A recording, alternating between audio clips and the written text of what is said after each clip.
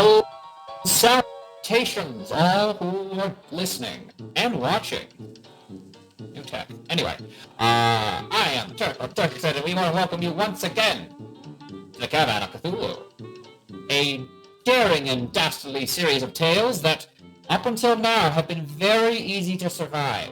But not tonight. Tonight, our heroes are in great amounts of danger, so keep yourselves locked in for Bleak Prospect.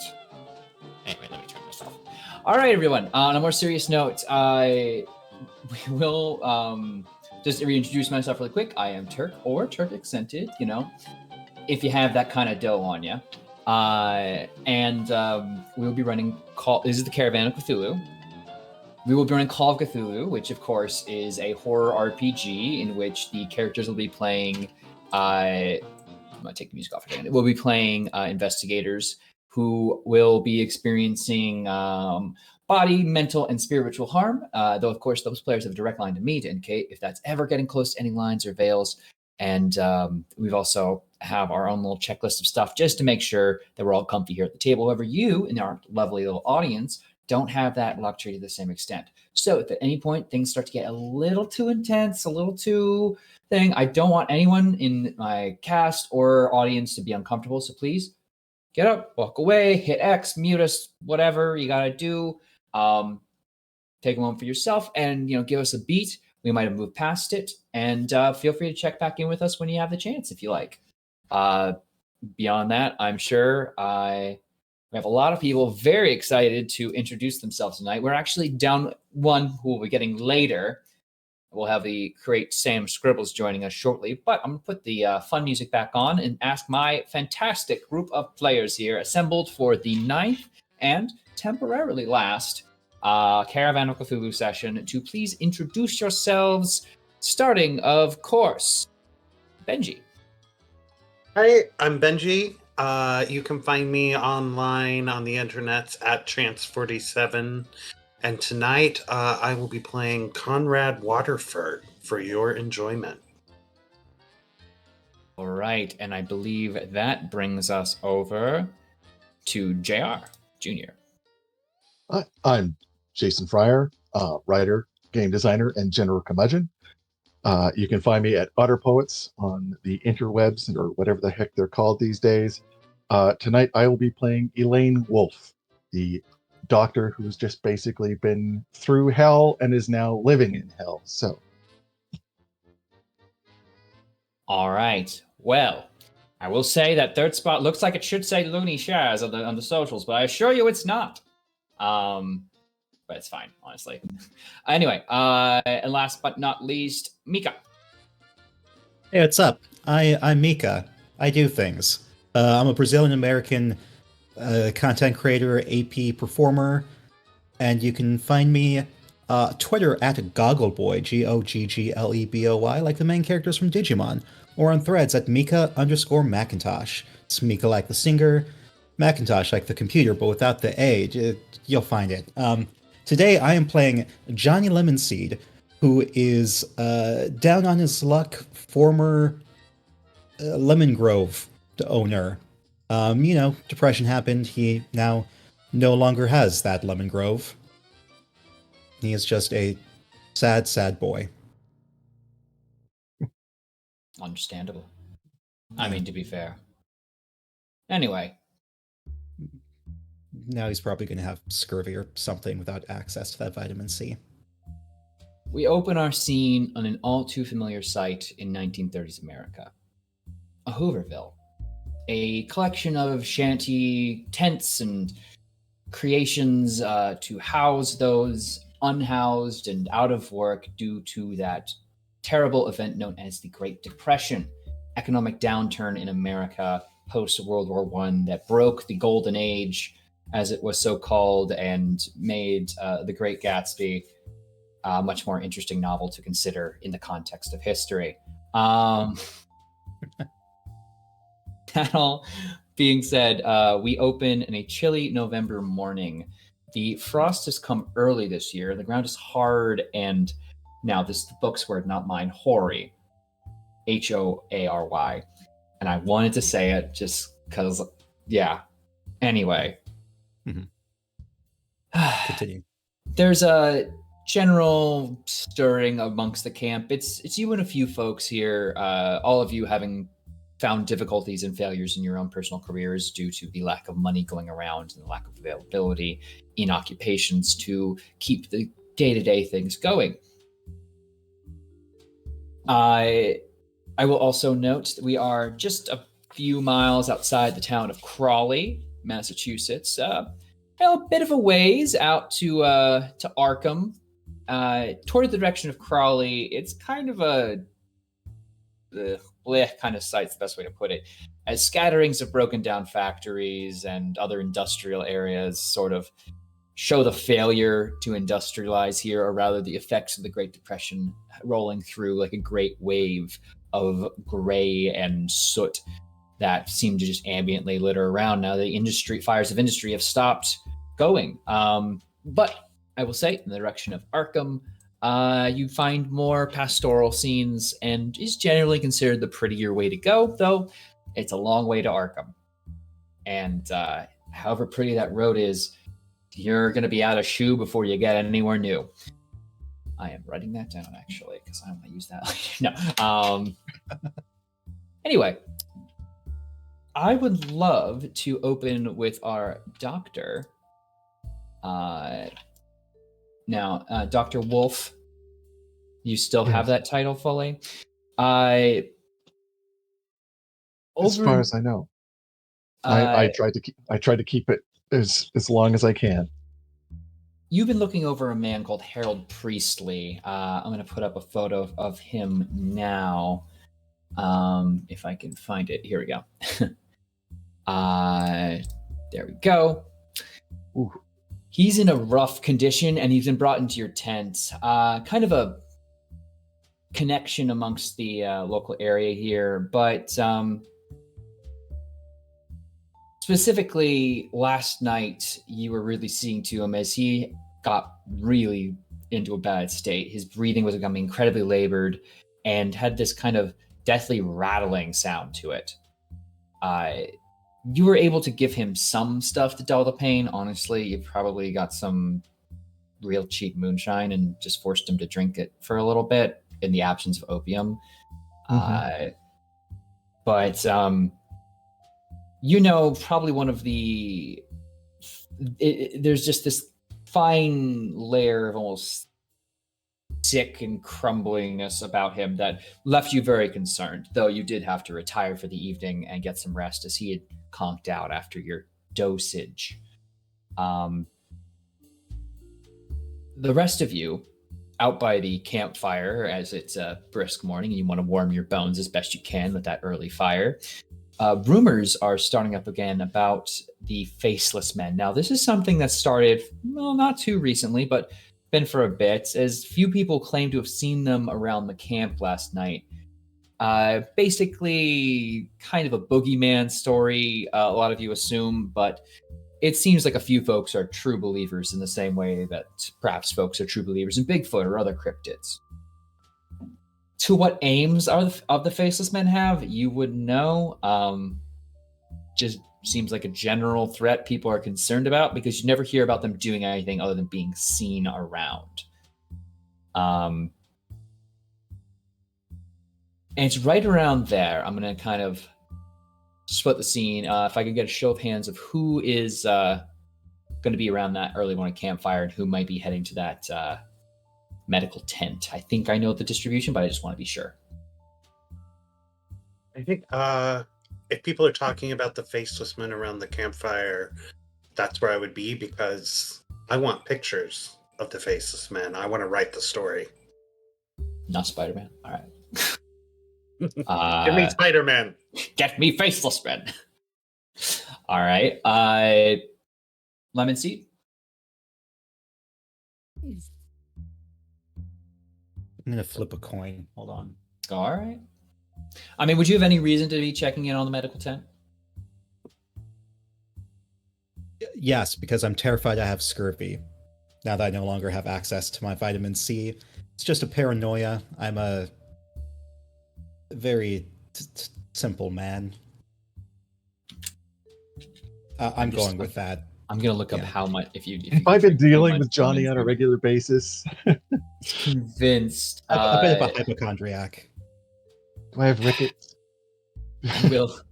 I will say, Johnny, since your lack of intake of lemons has dropped, you've noticed your teeth feel a lot better though. Oh, Because doctor, I'm sorry. My teeth feel fine. They feel good, but is that a sign of scurvy? If you're feeling good, no, you should be fine.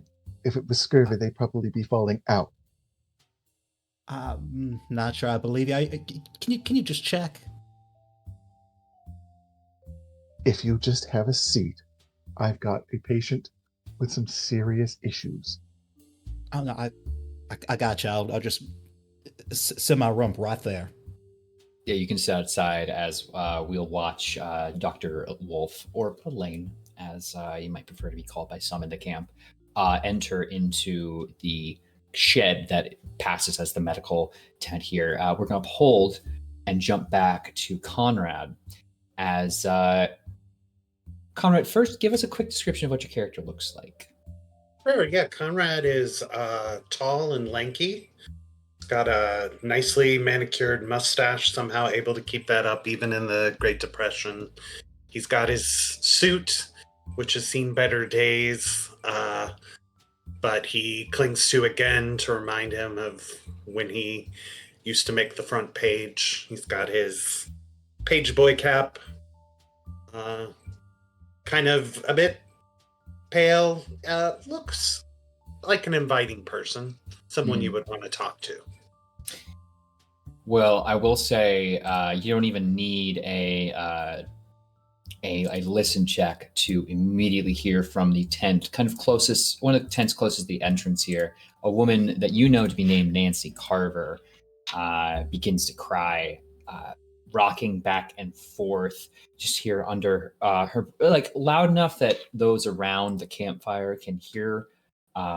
Just, I saw them, and I saw their faces, and they were all white. The faces were all white, and they opened the box and took out the puppet, and they made the puppet sing. And she grabs her head, and as she kind of finishes that, repeating it a second time, she just will break down entirely into sobs and shouting about the puppet and how she can't stop thinking about the song that it sang, but at the same time, she will do anything to stop it. I'll take this opportunity to go to her. Hmm. And I'm going to be like, hey there, Nancy, how you doing? The puppet, please. You have to make me forget the puppet, please. Please, the puppet. It's singing in my head still. It's singing. You can't remember you were there. Okay. Just calm down for a moment. Psychology roll. As you kind of try to tend to it a little bit. I really made that psychology instead of saying. That's a failure. Ooh. Do you want to push it by any means, or are you looking to spend a boat ton of luck? No, don't want to spend my luck just yet. I don't have a ton of it.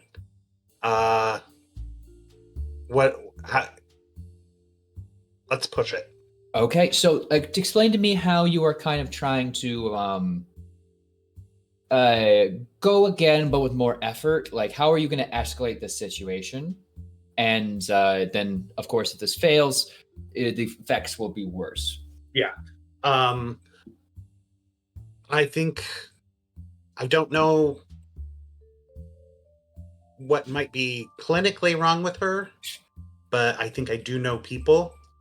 And so I'm going to make a loud noise to try and snap her back into reality. So I'm going to smack my hands together in front of her face and just be like, Nancy, eyes on me. Eyes on me. Breathe. I love it.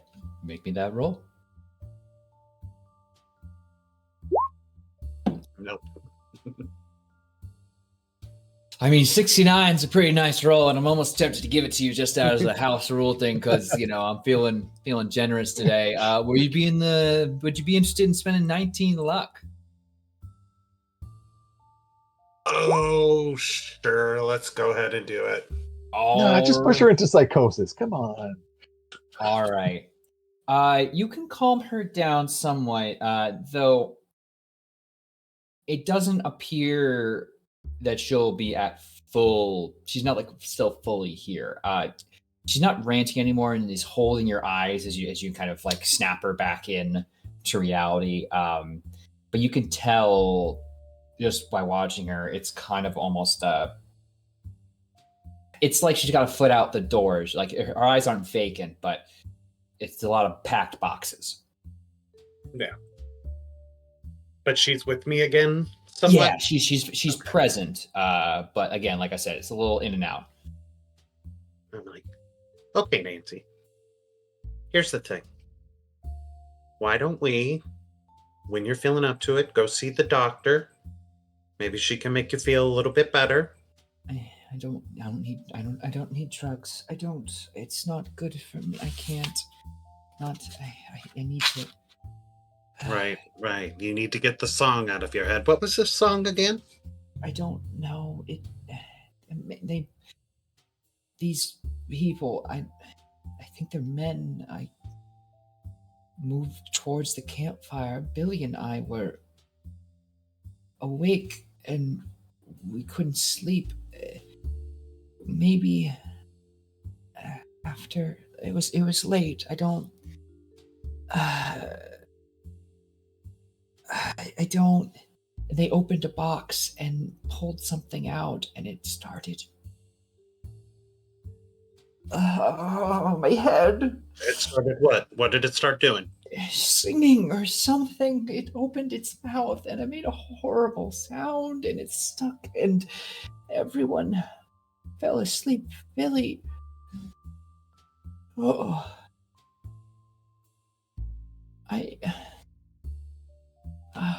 It looks like a ventriloquist doll. The way he was holding it. Where's you need to find Billy. Maybe he saw something. All right. I'll go check on Billy. Why don't you do me a favor? And why don't you just rest? Why don't you just take it easy? Okay. I'll try. And she'll just kind of wrap herself in the sheet she has around her, and I'm going to take a photo of her.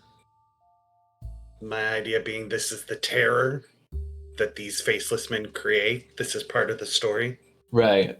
All right. And But then, I feel like people at the camp here are pretty used to you just like moment, and so she won't react to negatively to that. And I'll go look for Billy. All right. While you're doing that, let's jump over to the medical tent as we see Johnny Lemonseed outside. Johnny, what do you look like? So at this point, having been in a Hooverville for a while, Johnny has torn up pants, very old suspenders that are kind of on their last leg, very dirty button up that's got some blood splatters on it, and dirt, and probably several other things.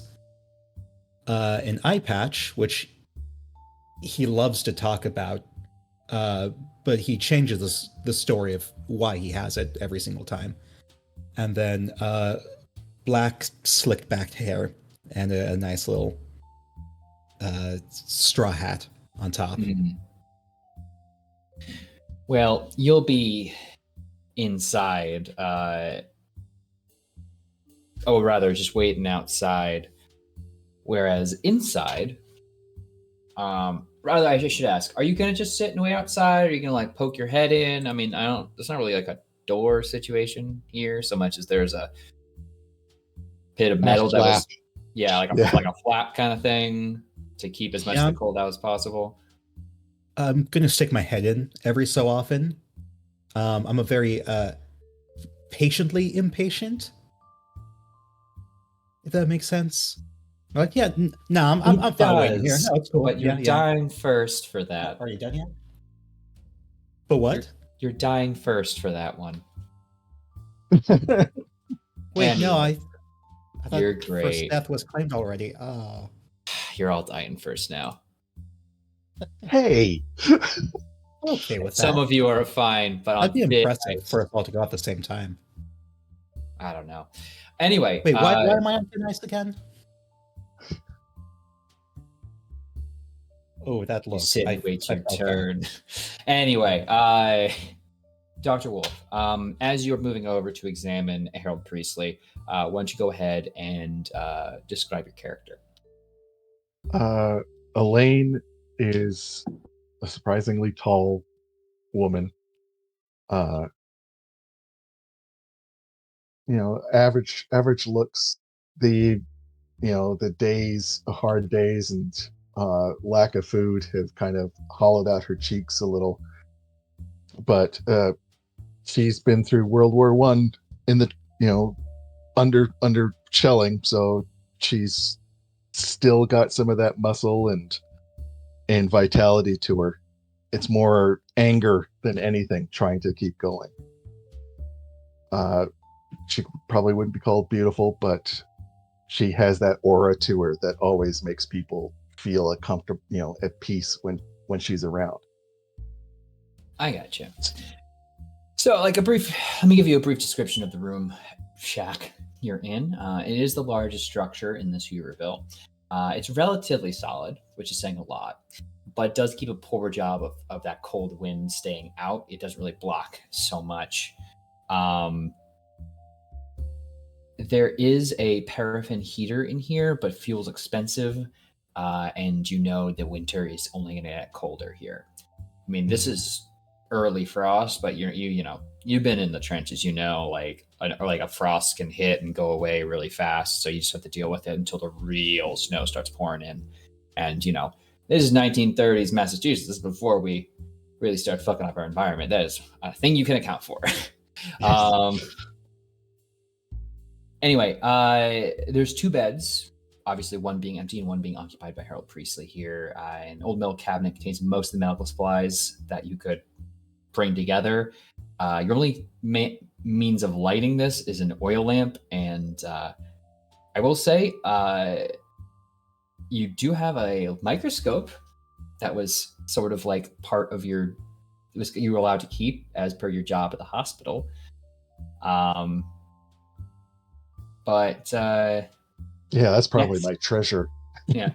And the benches outside are all overturned apple crates, and your medical notes are basically kept in a similar upturned apple crate, just like with a cover over it, with some notes and reference materials that you've acquired.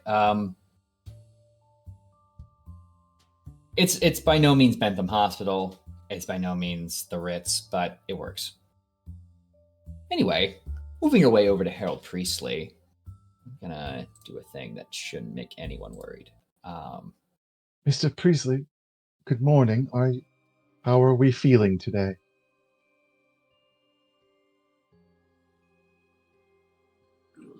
Harold Priestley does not respond to your attempts as it stands. It appears he is just breathing heavily.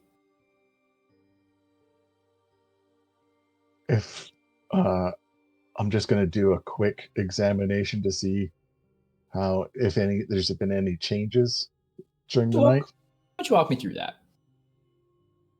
Take the basically. Is he covered? Can I see his face?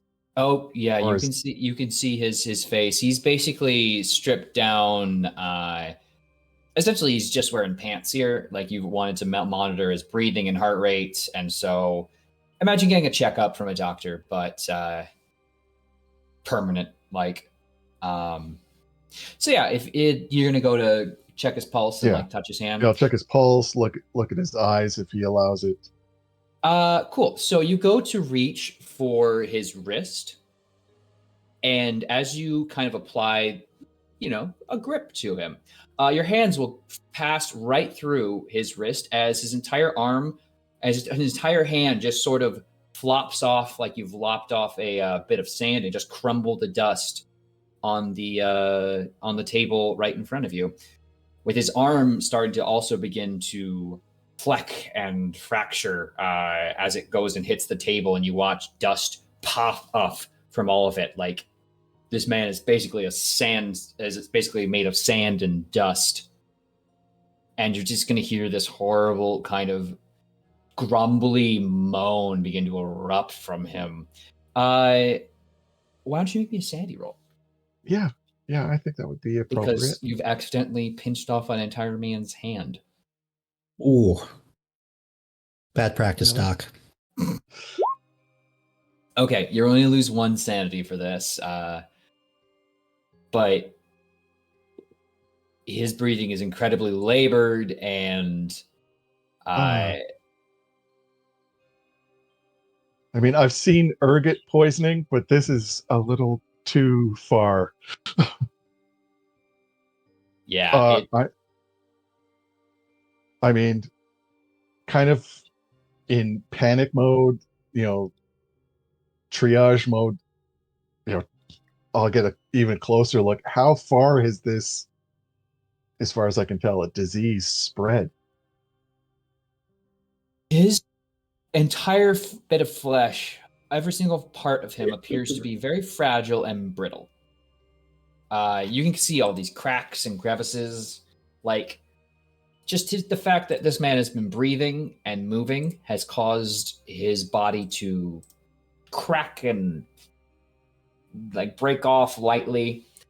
So yeah, what are you doing, Doc? What's the call? Well, I'm always wearing gloves, so I'm thankful for that. Honestly, looking down at what's left of the hand, it appears that there's just dust. Dust. No bone, no. Yeah, I'm calling to Johnny just to make Mr. Appleseed, lemon seed. Here. Happens to Can everybody. you join me for a moment? And maybe all right. As soon as you're in the tent, please put on some gloves. Yes, Doc. Yeah. Do the whole snappy Rocky Horror Dr. Frankenfurter glove snap. I mean, basically, they're like gardening gloves. I think what you have, it's like gardening gloves with elastic that you put on around them. But yeah, you're going to go over and see a man falling apart like a sandcastle. Let me see. Why don't you make me a sanity check? Sweet. Also, just 1 sanity for you.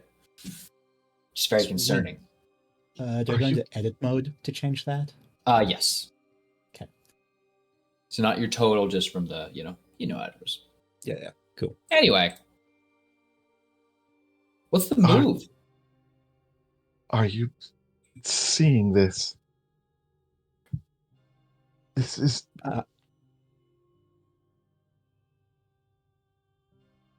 Then I'm going to need your help. I will do a more thorough and very careful examination, like just very gently pulling back the sheet.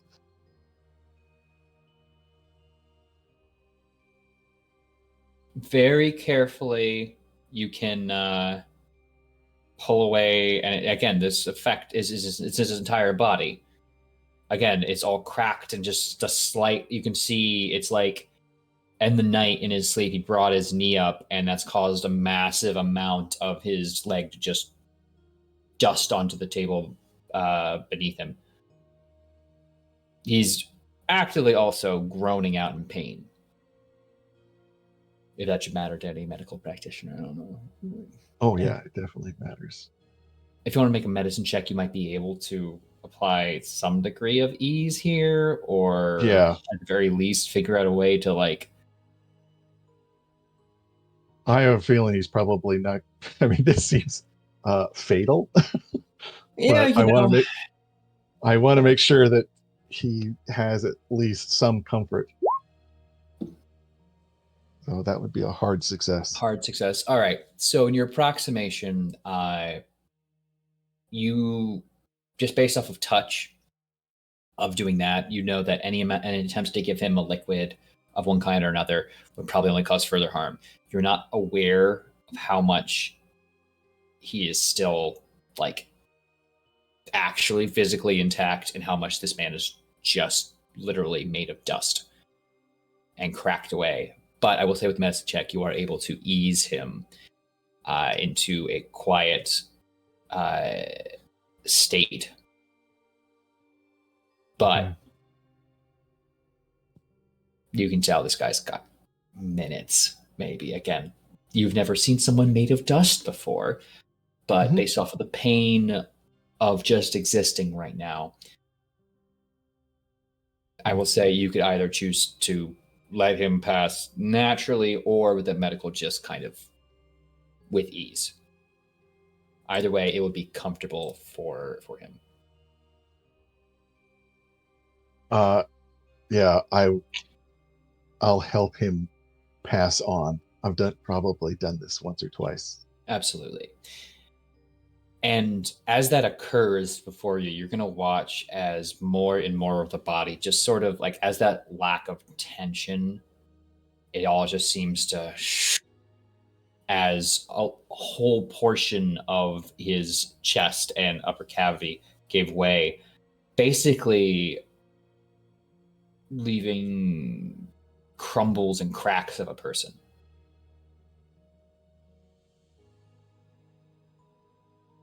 I say a soft prayer over him. Because although Lane is a person of science, she's also a person of faith. Why don't you both make me a spot hidden really quick? Also, Conrad, why don't you make me a searching roll of your choice?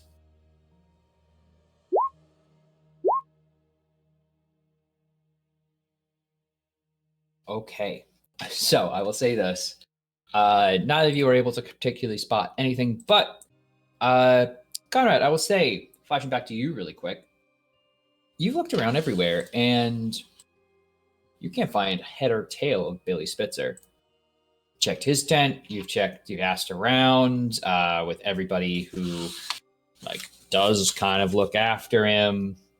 The only person you could think to check on now would be the doctor, because Dr. Wolf is helped by Billy, and Billy might be in the medical tent.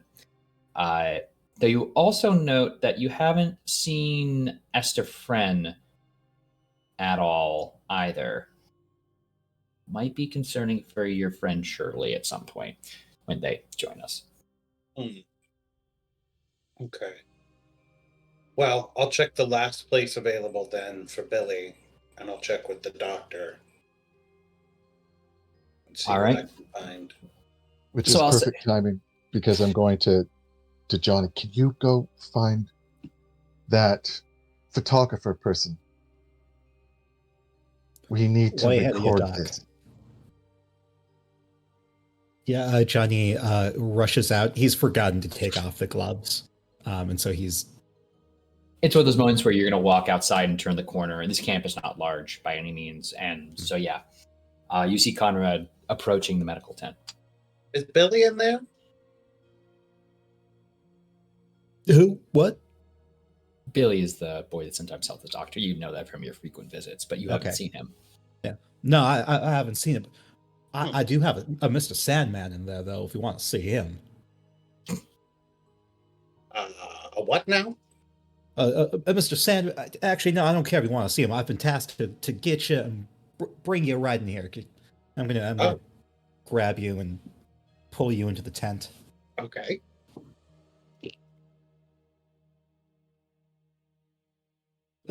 There, it's a Mr. Sandman. So you know the song and dance by now. Certainly, Conrad, why don't you make me a sanity check, because that's not normal. Critical success. Ooh, all right. Only one. Ooh. I immediately start taking photos of this. Mr. Conrad, can you... Oh, well, yes. I need to record this. Yes, record this. Certainly, this will also get me on the front page. When did this happen? What do you think it is? Is this something new? Do you think it might be connected to these reported faceless men? I'm sorry, these what? A man it's is something just... he talks about a lot. It's ignore him. A man has just died. There's possibility of disease in the camp. Like, I need you to record this so I have the records that I can give to the hospital. And we need to eventually report this to the police. Not that they're actually going to care. oh, let's not get the police involved too quickly just yet. They tend to take over the story. A plague. Now that is a story. I'm not here for a story. I'm here to keep these people safe. Yes, sure. You'd be aware the police probably wouldn't too much care. But that being said, if you'd like to snap a quick photo, and if you're giving these remains a sort of more proper examination, let me know. Yeah, you're gonna let I am. So Yeah, after the initial photo, you're like, what is in him that is still left? And honestly, the only thing that is still not dust in there, there's going to be several small leathery pouches, each about, I'd say, the size of your thumbnail. They're tiny. They appear to kind of be lodged around his abdomen area, somewhat more solid space there. were these in him or just in against? him, not on him, like, or in his abdominal area. Okay, that's more than I was expecting. Think of them kind of like that, like shark eggs, where there's a dark kind of pouch with the fluid inside, and you swear you see small things moving within. Well, I've definitely got my a mask on, as I will get a closer look at this. Mm.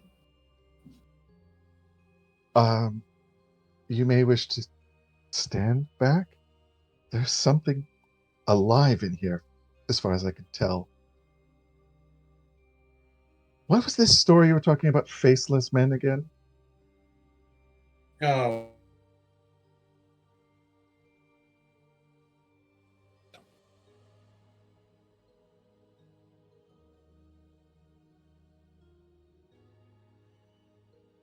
I think I just lost audio.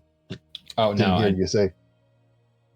Yeah, sorry, Conrad. I don't know if we heard your explanation about. oh, gotcha. Sorry, my apologies. I was just saying it's something that's been going around the campfire. And can you expound, perhaps? Well, Turk, what was the name of the woman that I first talked to? Nancy? Nancy, yes, Nancy Yeah. Carver. Yeah. Well, talking to Nancy, which trying to make heads or tails of that can be a little difficult, but talking to Nancy, her and Billy were out by the campfire, and there were these men. There was a ventriloquist dummy, there was a box. They played a song, and everybody fell asleep. Well, all right then. It probably has nothing to do with this, but I Two now odd feel more occurrences informed. happening at the same time. I don't think that's just a coincidence. Unless one is just looking for a story.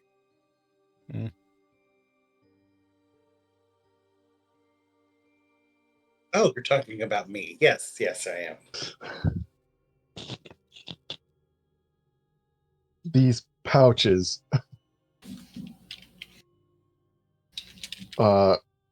Is it so you're saying it's like an egg sack, like those shark egg sacks? Yeah, but they're individual, not all clustered by any means. But yeah, grody. I'll Grody to take- the max. Yeah, I'm taking one of them over to my bench. Literally. Doc, I don't think that's such a good idea. Sometimes in nature, you just gotta leave things be. A man's dead. I don't know if this is some kind of virus, some kind of creature. I mean, What are you doing to check it out? I've probably got some old scalpels or something like that. So masked up, gloves on, just like an old tray.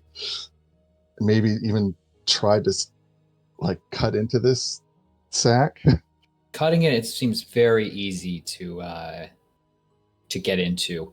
And as you do, this yellow liquid kind of spills out, and you'll see this black kind of almost like, it's hard to tell exactly what it is or what it might be in nature, but you see it flap about for a few seconds before. And again, this is about the size of a thumbnail of your thumb, just kind of flaps about and then ceases movement. Okay. I'm trained in biology. Does this even look like anything I've seen in a textbook? Go for it. Make me roll. Oh, please. Oh, please. Oh, please. Oh, 76. Not a damn thing. I mean, there are similarities to a lot of different animal physiologies in here, but none of them that would line up so cleanly. So as you've kind of popped that, and you look at all the others, and why don't the three of you, I say, as you kind of all like are looking at the comparative things, why don't you all make me a quick, I guess, no roll, like so an intelligence roll.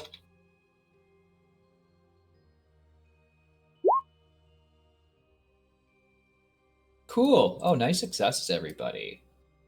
Seeing two successes. Hard So, success. Intelligence. Yes. yeah, just like an intelligence. Yeah. Wow. Everyone get those good rolls out. We are I love that. intelligent people. I don't know why my intelligence is You so turn around high. and notice they're getting slightly bigger. Can I make a... Because the biology roll didn't work out. Would a natural world roll help Sure. at all? I mean, Okay. maybe they might be animal. Yeah. I mean, who knows, right? Maybe there's a parasite of some sort. No idea. Okay. Literally, it looks like I was saying, it looks like kind of almost like a lamprey parasite kind of larva, but at the same time could be larval, but those eggs are growing at an expedited rate. Ugh. We should put them in something. Put them in something. They're getting bigger. And on that, I would love to hold because we gotta jump over. Hi, buddy. Have our next player in. So, Shirley, I know what you've been doing all morning, even if you don't. Because people have been around the fire and chatting. But you've had one concern in the world. Because Shirley, I want you to tell me two things. One, what your character looks like. Two, you have a sort of adoptive daughter around the camp. What are you doing if, say, you can't find her anywhere? So, one, then two, please. Don't like the two. Okay. So Shirley is this very down-to-earth woman wearing clothes where the fibers have almost been like worn completely down, holes in various areas. Definitely has seen better times. But there's this very sort of solid quality about her, down to earth, just hardworking. You could kind of tell, like, as she moves, that this is somebody that definitely like epitomizes the old adage, like you work hard and hopefully can improve life, but she hasn't really seen that so far. She does have a silver chain around her neck. It's the only piece of jewelry she has that has a cross, some dog tags, and a ring on it. Silver, you say? That won't be important. I just like freaking No. people out. Anyway, Werewolves confirmed. I mean, hey, those obviously were werewolf eggs. But yes, you can't find your adoptive daughter anywhere. Esther, friend, this 12-year-old girl, nowhere to be seen. She doesn't like to look like she's panicking, but there's definitely like that hurried step as she checks every spot where Esther normally is. I mean, yeah, you woke up in the morning and you remember putting her to sleep. She sleeps in the same tent as you. Mm-hmm. But when you woke up, bed was disturbed, as she probably had slept there last night, but her shoes and overcoat are still in the tent. Wherever she is, she's barefoot and dealing with the early November frost. Pretty, well, you don't know where, but yeah. More panic. That's not good. You know, she hangs out with Billy quite a bit, being the only other child in camp. And Billy helps the doctor out. I mean, you're not probably crazy about her hanging out in the medical tent too often, but Or with Billy, but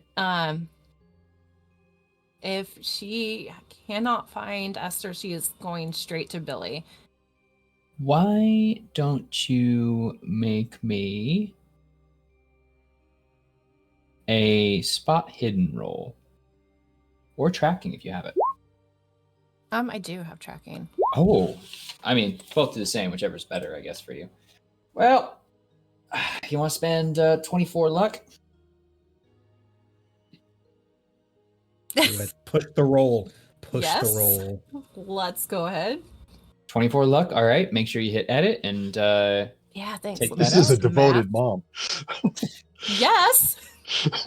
so I will say, looking about, you're going to kind of pick up on some stuff that I think no one else is really getting. That the mud around the campfire and the tent you're in appears to have been heavily trampled and has been frozen in place by the frost. Like it's been preserved fairly nicely. So you pick up on that, and you can see it's about 4 men-sized shoes.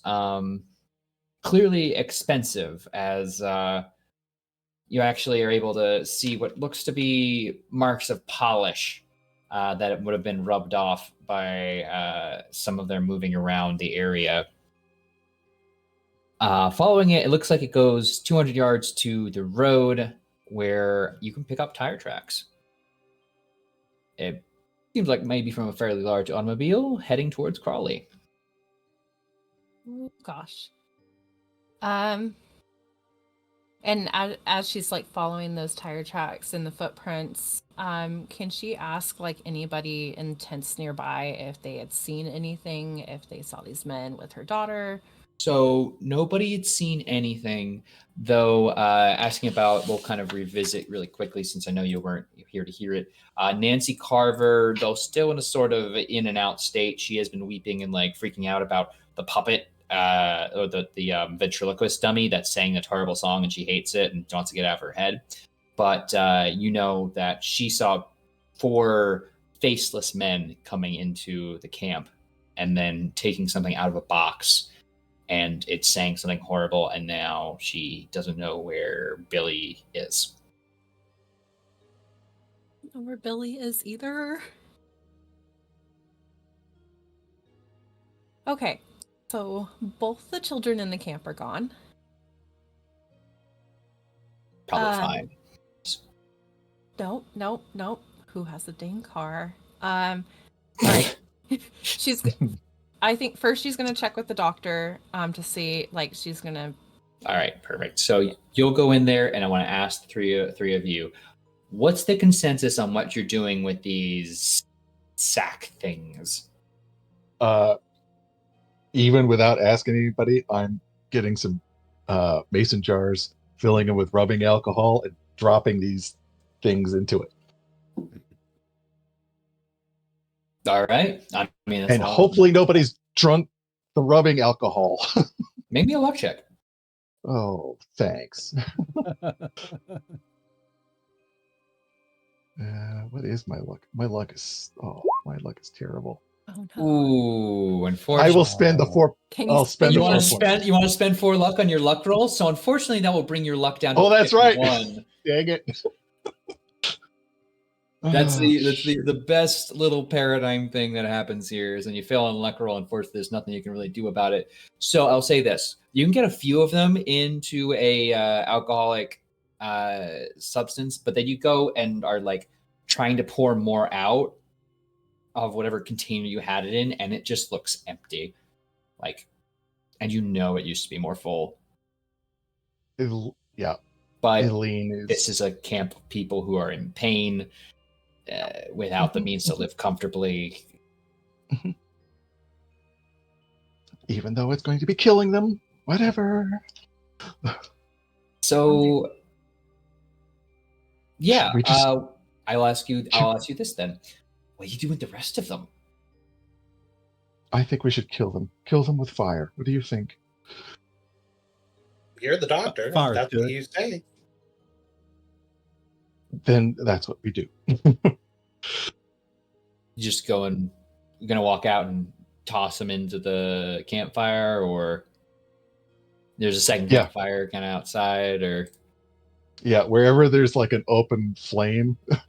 get in the barrel real quick, just like chuck them in outside. All right, so as you're coming outside, Shirley, you're gonna see Johnny Lemonseed, Conrad Waterford, and Dr. Elaine Wolf. Not a necessarily strange trio to be hanging out in this area, but the looks on their faces communicate a type of concern that you think might match your own.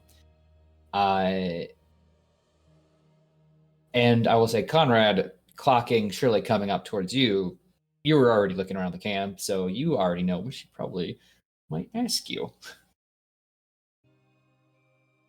Is Conrad the doctor with Billy? Conrad's the journalist Oh, taking all the photos. There's the worms that are inside the body, and then there's Conrad. So Different types of social parasite. Social parasite, yeah. One's social, one's clearly medical. But yeah,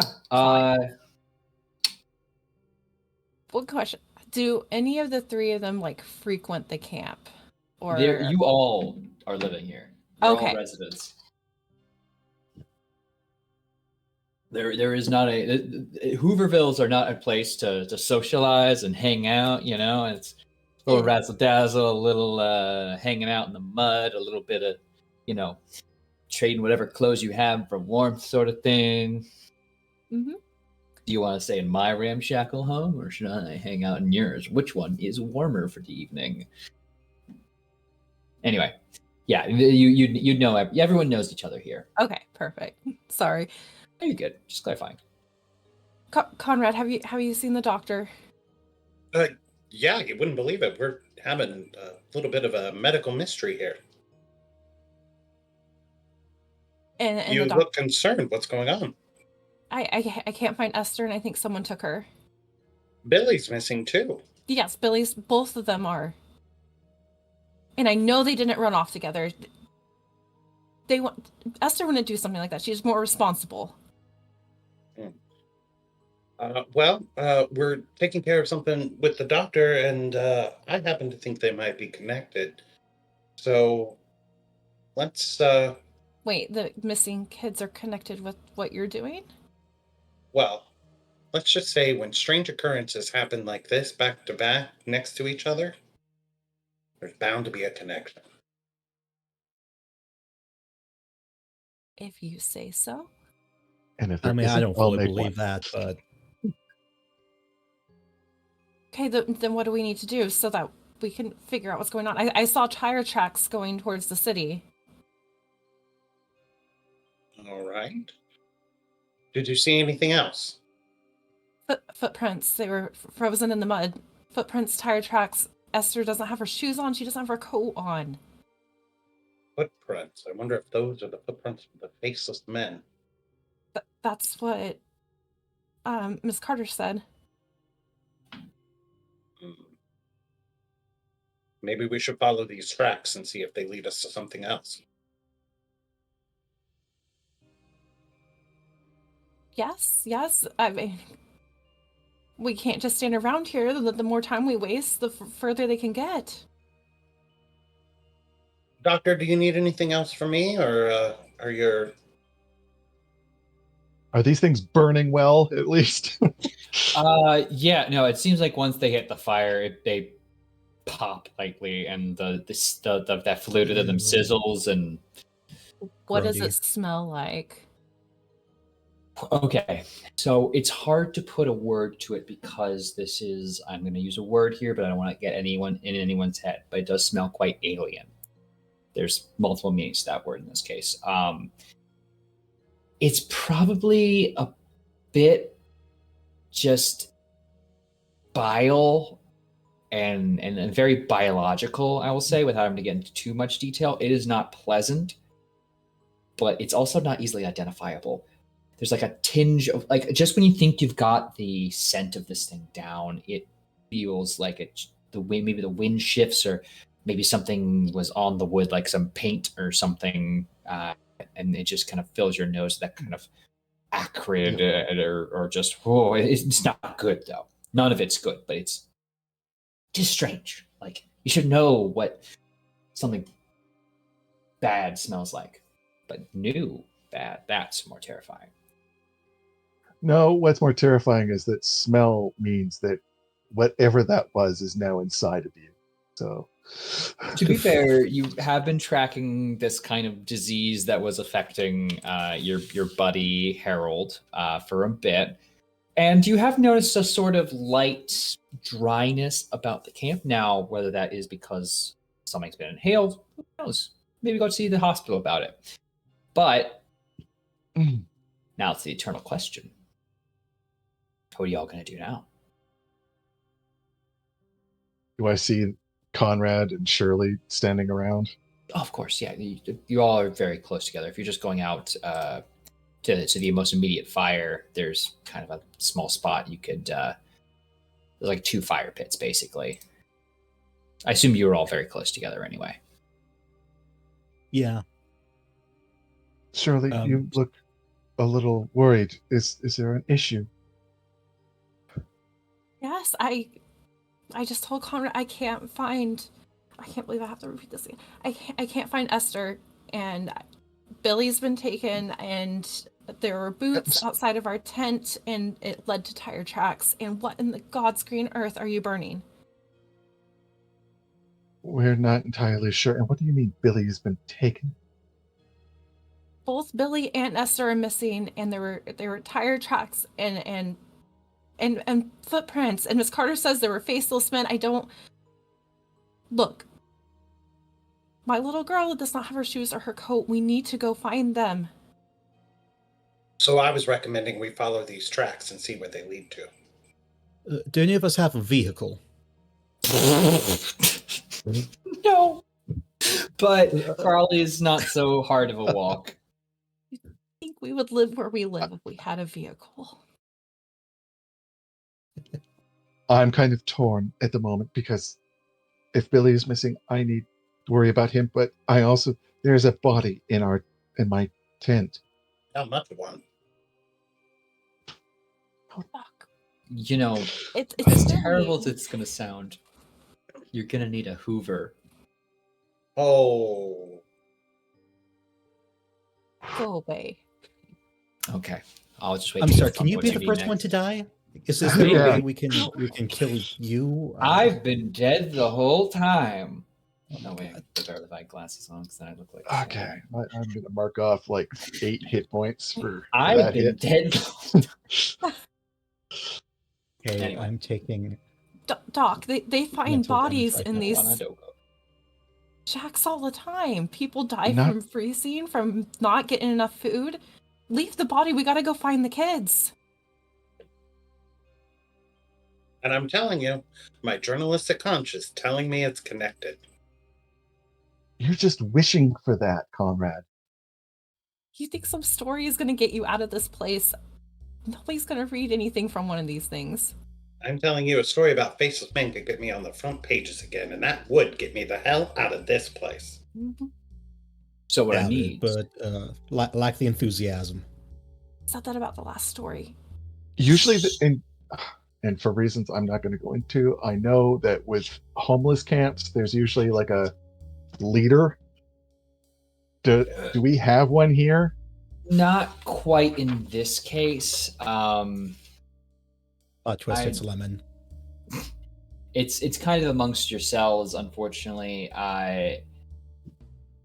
Like the amount of folks here. Let's see. There's Carver's tent. It's Helen's tent.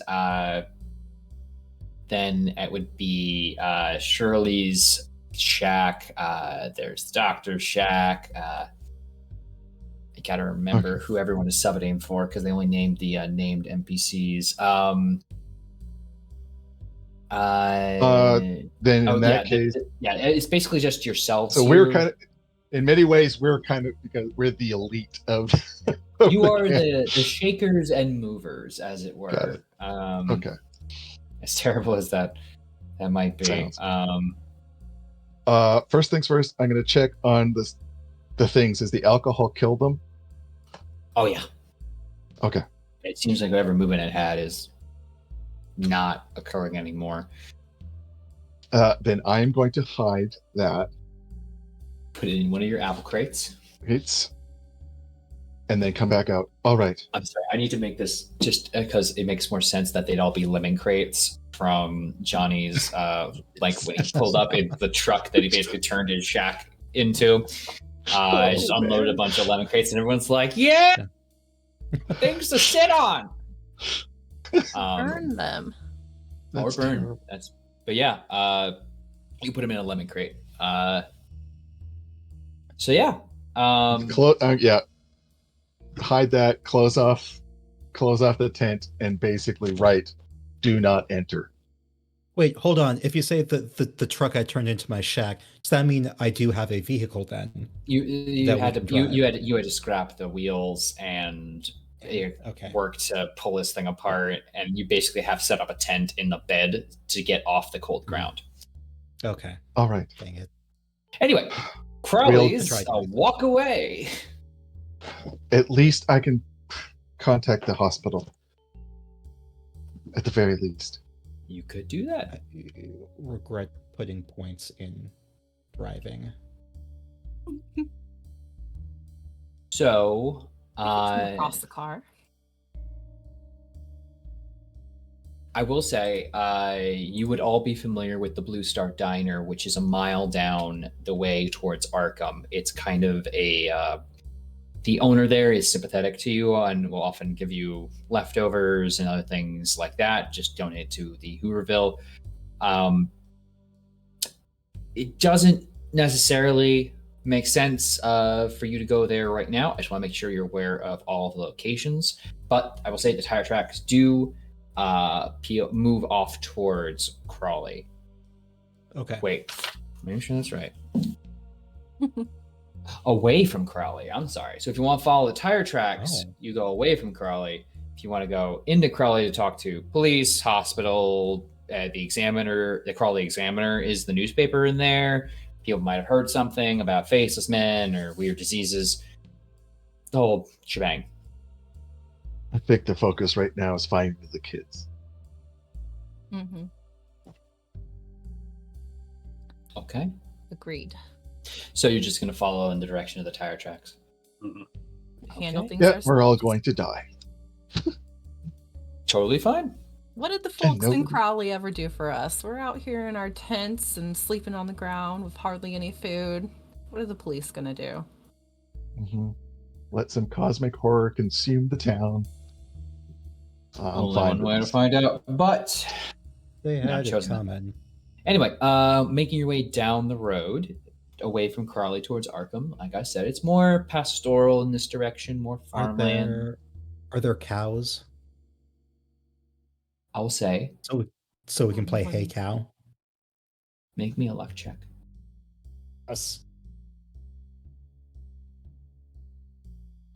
Okay. That's sanity. Luck.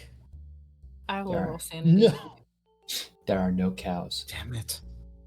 All right. Sorry, guys. We're not playing Hey Cow this time around. Not this game. Anyway, walking your way down about a mile, you see the Blue Star Diner. It's a prefab unit designed to resemble a railroad car with aluminum walls and a curved ceiling. You know that within there's a single counter there with fixed stools and booths along one wall. Very standard Americana. Cooking your typical, oh my god, I haven't eaten in 14 hours driving kind of deal, or in your case walking, and meant to fill the bellies of anyone's going by. But Stop by and see if they've seen anything. And the tracks still go. oh well, I mean, it's hard to follow the tracks at this point. You just saw the initial kind of markings heading in this direction. You're not like actively following car marks at this stage. You're just like general heading. It's a car. It probably needs to stay on the road. You haven't seen any turnoff points or any markings from the frost that would kind of hold the mud imprints of any car going off road. Are there any cars in the parking lot? Not at this stage, actually. Seems like a pretty slow day, all things considered. I have a nickel. I can buy us coffee. We'll need it. I roll luck to see if I have a nickel to buy us coffee. Credit rating? Yeah. I'll I buy. think my credit rating's a 0. Okay, we could ask them if anyone's driven by or if they've noticed anyone, if anyone stopped in. Yeah, if they've seen any faceless men. Why not? You do That see too. you do see a few bikes. It looks like some local kids may have ridden out over here.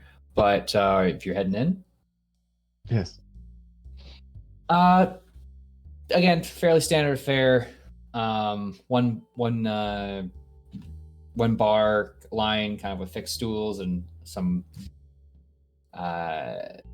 seating along the other wall. You are going to see the fabulous Ida Brody behind a counter. Aw. That's some hair. Oh yeah, she's got all of it. Oh. She immediately upon seeing you crosses her arms. What do you want? 4 coffees, ma'am. You got money for it? Yes, ma'am. Sit at the bar. I don't want you scaring anybody in the booths. And you see, and the kids are like, oh, homeless people. You're sure their parents told you all kind of nasty things. But yeah, I just kind of this willowy look with as is properly described, an explosion of curly gray hair. But her waitress uniform is neatly pressed, and she clearly puts a lot of work into it.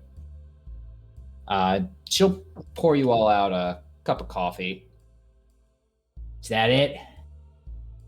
Say, Ida, you didn't happen to be working last night, were you? I was. You know I have trouble sleeping. Yeah. Was there a group of men maybe tailing around with a couple of kids that came by? Anyone stop in with or without faces? What are you Oh, been jeez. smoking?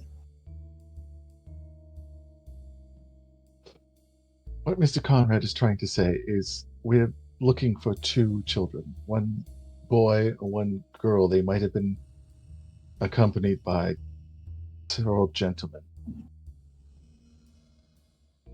Okay. Yeah, no one came in with a pair of 2 kids that I know what they look like. Look, if they came through, I would have told you, but they didn't. I did see a car drive by last night, though. It looked real nice. Think it was one of Roscoe Malloy's. Would we know who that is? One of you does. Johnny Oh. Lemonseed. That was the guy who bought out all of your business and made you his employee before firing you. You know he drives very fancy cars nowadays. What was the question? It was Roscoe Malloy's car that drove past, and then it was kind of a general to the table question. Anyone know who that is? Yeah. Yeah, I think it Yes. was Cadillac 16 in black. It's like 2 a.m. heading, out of Crawley. Bit weird, but In what Bit direction? up, man. A bit weird. recognizable car, and it's late even for him to be driving. Especially out of town. I mean, it's too dark for me to see anybody, and if anyone was faceless, looks at you like, that's a really weird question you've asked, and frankly, she wants you just to keep drinking your coffee and maybe get out. But, that's what she always looks like. Yeah, I have a question. When you say faceless, do you mean like actual faceless, or is this just kind of like a funny nickname because no one's seen them do their thing, or? That's what I'm trying to figure out. All right, on the same page. All right, Miss Brody, do you have anything else that might be able to help us, or maybe a vehicle of some sort that we might be able to borrow? I mean, I know you don't know us, but I know you, sweetie. Don't worry. Your people have come here plenty of times, and I make sure you get whatever's left over, but... And we thank you for that, but... You want me to give kids. you a car? You insane? I'm not born I mean, yesterday. give is kind of a strong. Oh, I'm sorry. Borrow. Loan, borrow. Yeah. Yeah, okay. Yeah, all right, yeah. Look, I'll give you a pack of cigs.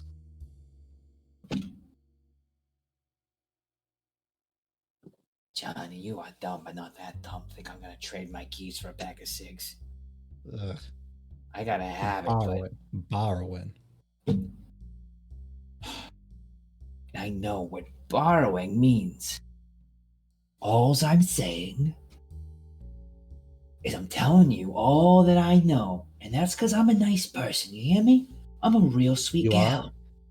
You are. I'm fucking It's pleasant. true. You are. It's true. It's true. Not denying that. Good.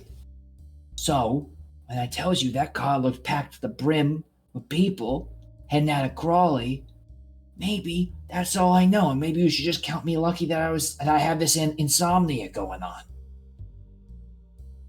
No, We're very we thankful thank for that. Yes, Miss Brody.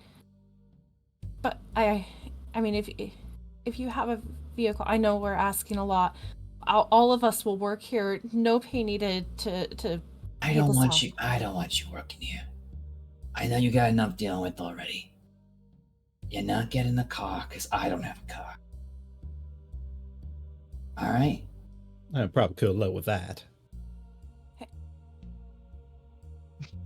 I don't know how much further up the road they went.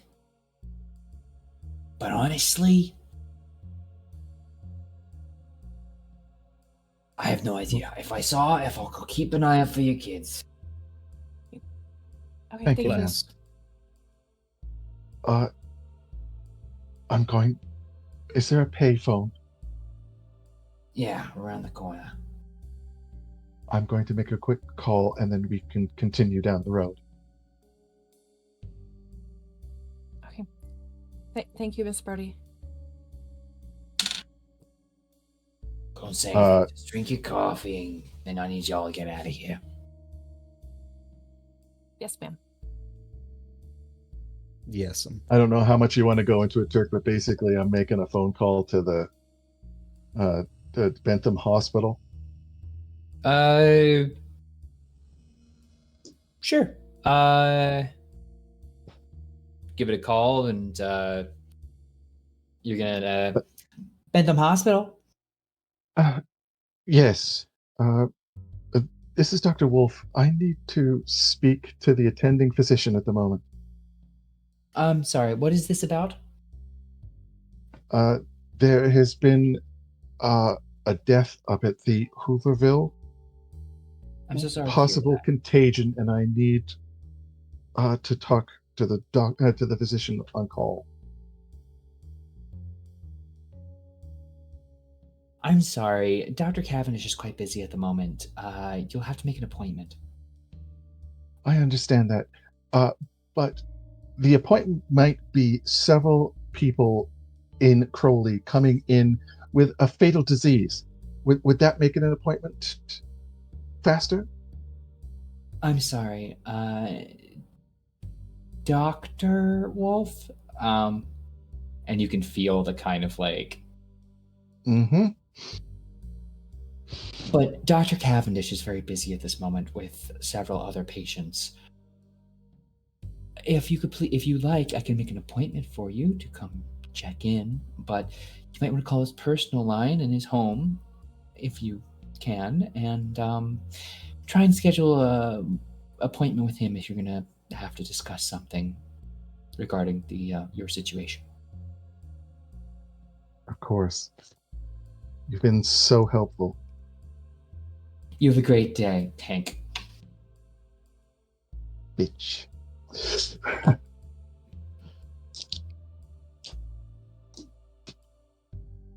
What are y'all rolling about? Oh my god. Poop. Anyway, what's the move? What's the saga?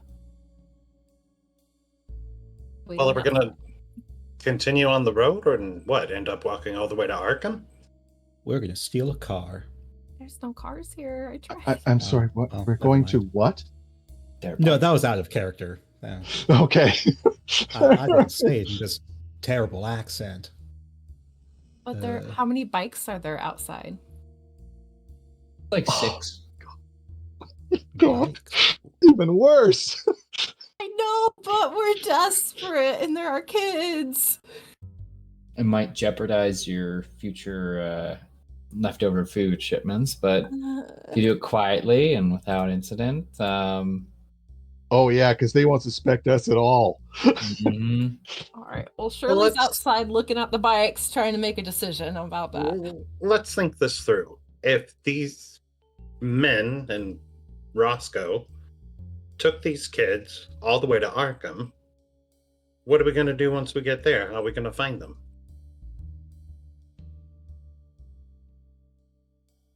Do any of you know who this Roscoe Malloy is? Don't get me started.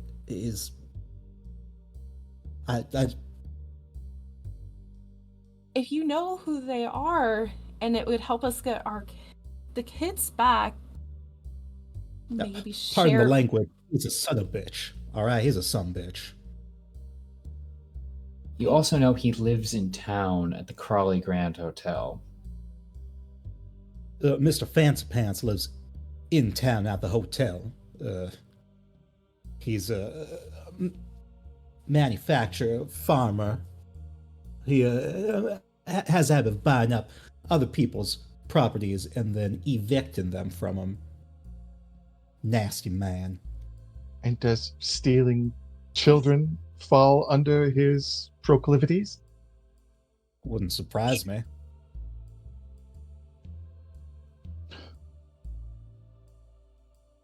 You can lead us. Malloy.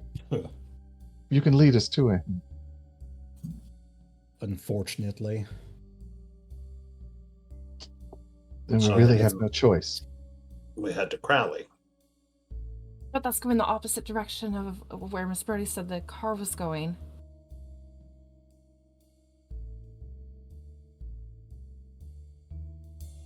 All right, well, we can Well, draw are you- straws to see which way we go. And how far do we walk? I have the camp to care for. As much as I adore these children, there are several lives at stake. But the children are they have a chance to get out of this. They're young. I have some kind of alien disease possibly breaking out in the camp that turns people to dust. What? I look to the other two for confirmation. Like, and the Oh, doctor's gone crazy. No, the Oh, doctor yeah. hasn't gone crazy. I mean, if people turn into dust, It didn't really seem like he could do anything about that. Quite frankly, I don't really know if you'll be missed. If we'll be missed, if we don't go back right away. How far do we walk? How far do we take this? Until we get the kids back. They could be anywhere. Oh, look at Johnny. Does he have property near here? Does he have property? Yes. Does he have property near here? I'm assuming he does since he took my property. He's bought up a lot of stuff, though that's typically more around the town area and its various farms. I mean, you briefly worked for him, so you have a pretty strong grasp of what he owns and what doesn't own. It might be hard to like pinpoint where is a good spot to hide kidnapped children. Yeah.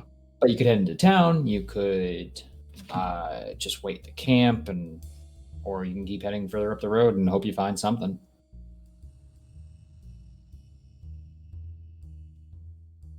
Yeah, Shirley's just being completely irrational and single-minded. So if anybody has a plan, My thoughts: we go right into town. At least we can confront this gentleman. if he's even at his home, would he do his own dirty work? Would he head something like this? Do you have any sway with your journalists, Mr. Conrad? Oh, sure, they love me. Do they? Then maybe we can threaten him with a story. I'm sure that missing children... I will say this.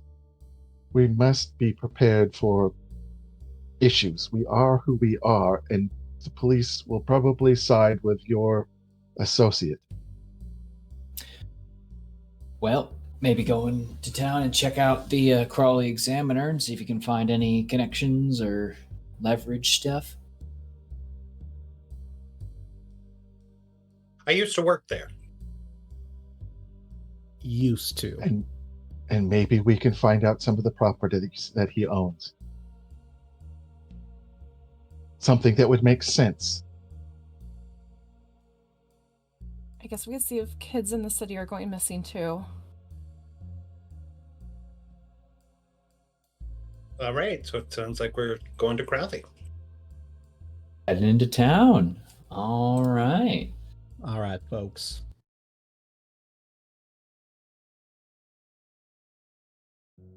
I don't think they Gotta want to hope. listen to us, though. Well, it's a 2-mile walk of thinking about that. So you're almost at a 5K today. That being said, moving into Crowley, it's down about 15,000 people, not entirely too bad. That's bigger than the town I went to college in.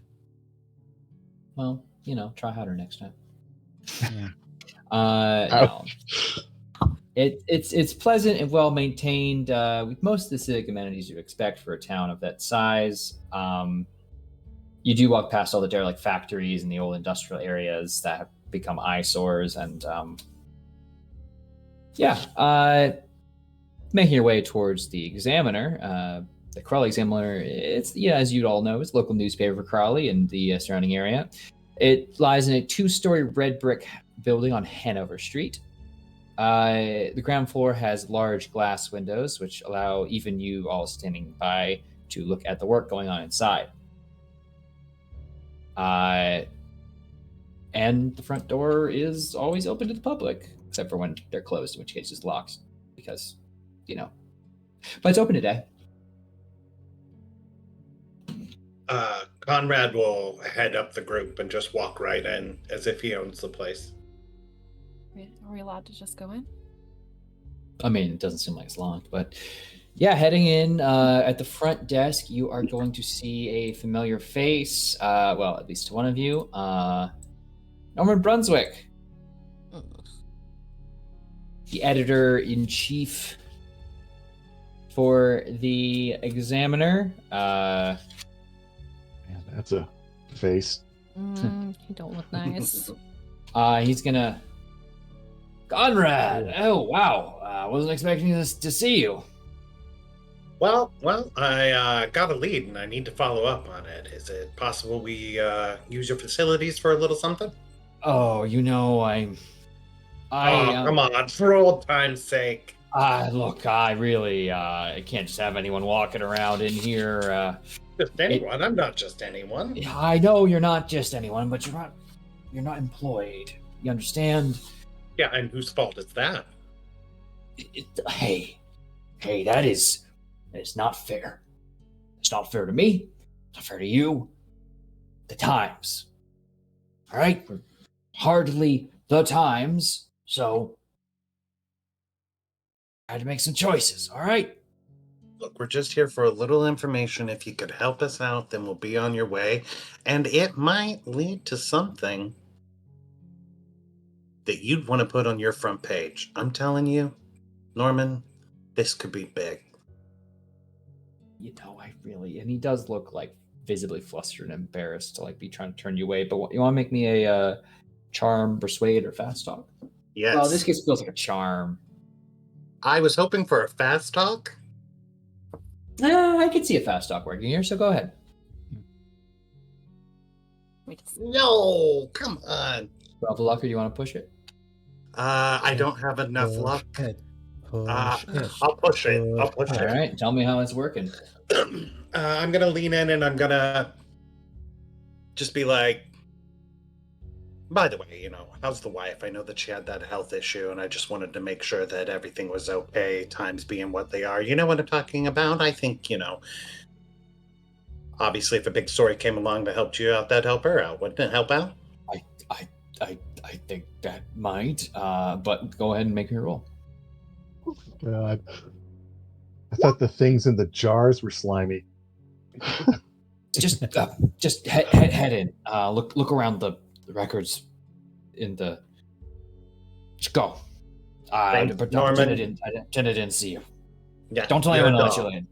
Of course not. Of course not. I was never here.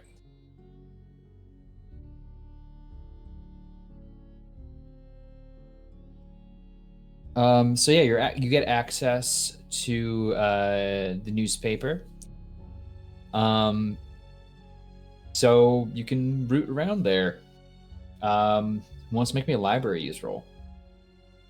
I'll start looking for any articles on health-related issues, like weirdness. Whatever anybody else wants to roll on. We're not good at this.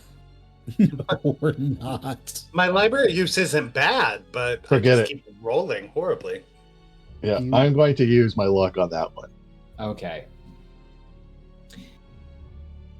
So you are able to kind of what are you trying? You're looking up diseases specifically.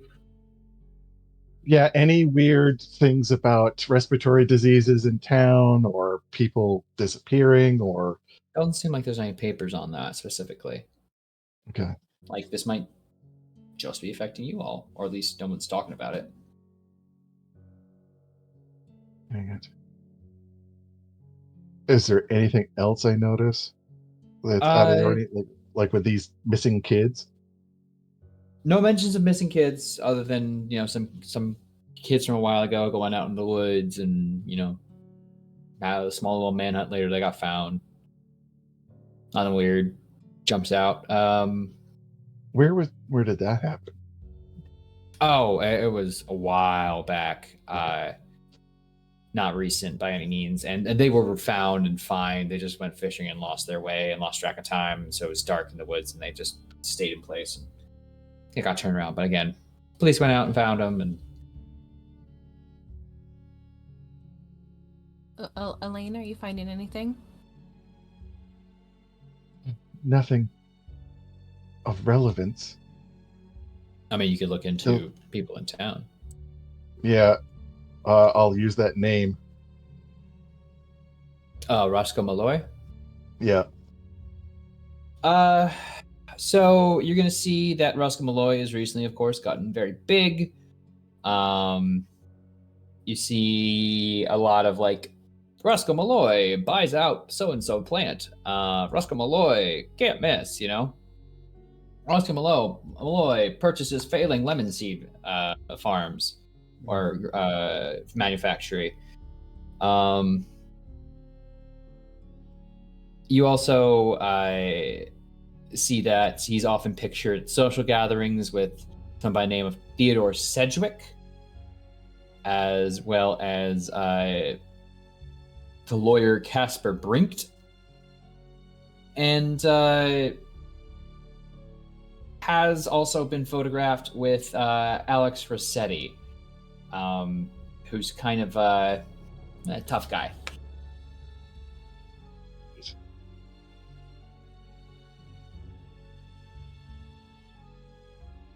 Nothing about any purchase of property out near where the Hooverville is. Well, digging a bit deeper, if y'all want to make me another roll of library use to get into this one more time. Success. All right. A lot of Success. successes. No. Well, except for Shirley. Okay.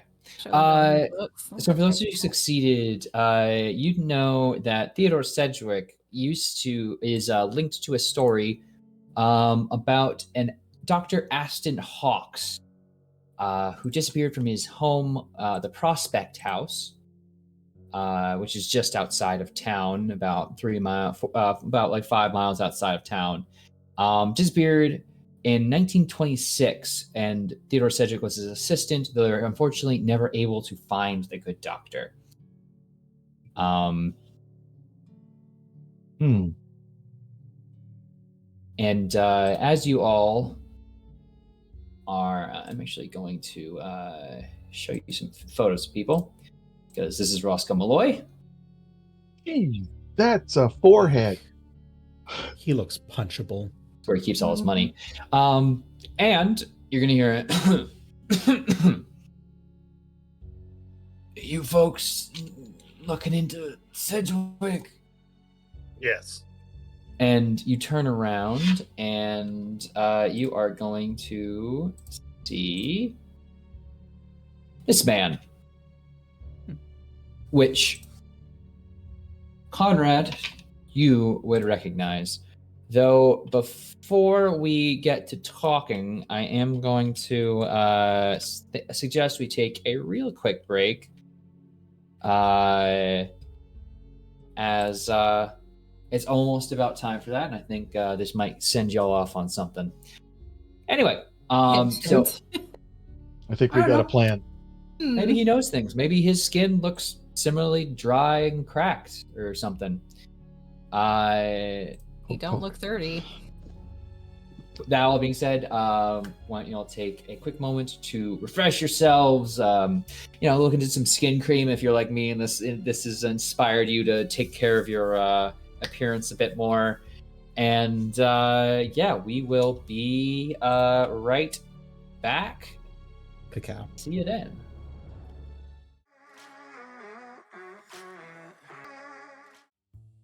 Welcome back, dear listener, for the return of Caravan of Cthulhu. I was wondering why my intro was so much shorter than I remember. I completely blanked On all of our awesome sponsors, I'll get to them at the end. I usually do a whole bit, and I was like, wow, that intro is really short. Why am I so off today? It's on me. I'm getting sentimental. That being said, we return our investigators to where they left off. Amongst the files of the Crawley Examiner, they see a man, dried skin, looking weak and sort of hunched over, like he's bared the too many years. But, well, one of you knows, Reggie.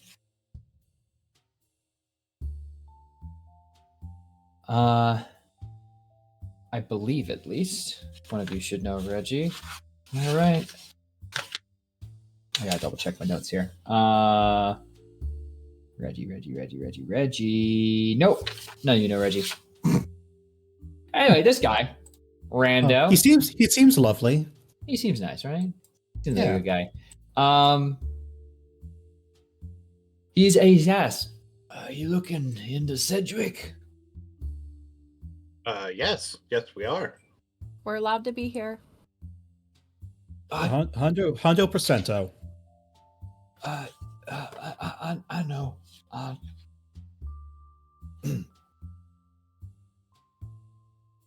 No, I know a thing about Sedgwick. I was his assistant. Just a few years ago when I was a student at Miskatonic. And I mean, Truly. this guy and student and close and like a few years ago do not seem to link up. Again, it's 30 on the sheet, 60 on the street. I'm taking a closer look. Is he showing any of the signs that my previous patient did? He looks like he has flecks of gray in his short hair. I'll give you this because you have a pretty high amount of medicine, right? What's your medicine score at? 80. Yeah. Half of his face is affected by Bell's palsy. Okay. But again, like, it doesn't seem that he's as flaky, but he's definitely that same kind of initial onset thing that you picked up with Harold, of just this, like, generally feeling unwell and like he looked fatigued. But this guy clears to have been in that stage of this for a while. Interesting. I just gotta ask, what are you looking into Sedgwick for? He's trouble, don't you know? I look at between Shirley, Conrad, Johnny. Shall I say? I mean, of course. Why is he dangerous? We shouldn't talk in here. And he looks around. They pay these folks off to make sure folks like us can't do anything about their plans. Meet me out behind the alley. And he's going to kind of go through a door, and will shortly be followed by Mr. Brunswick coming around. Did you see anyone come through here? I swear, I went out for lunch for half a second. And... Nope, No, no sir. one at all. No, It's been quite quiet. Thank you for allowing us to I stay. can't even see. Well, I'm sorry to hear that. Well, all right. You know what? I gotta say it. I'm sorry. That's enough. All right, that's enough. Well, I had your time in here. I've been more than gracious. Please leave everything you got and be on your way. Thank you, Norman. Thank you, and I promise, big story coming your way. Believe it when I see it. Hey, following that guy out. Surreptitiously. Don't be suspicious. Don't be suspicious. All right, heading out there and going around the corner. Yeah, Reggie's still hanging out. Or is he? Yeah, he is. Better be. And so, remind me your question. Well, We're trying to find out. Doctor. We're trying to find out about this gentleman because he might be involved with some missing children, if not more. Oh, it makes sense. He want younger people. For what? Why? The Midas Come again? Circle. I'm sorry, the what? Like what kind of circle are we talking here? Midas. Touch everything, turn to gold. Yes. Oh, that I know my- alchemy.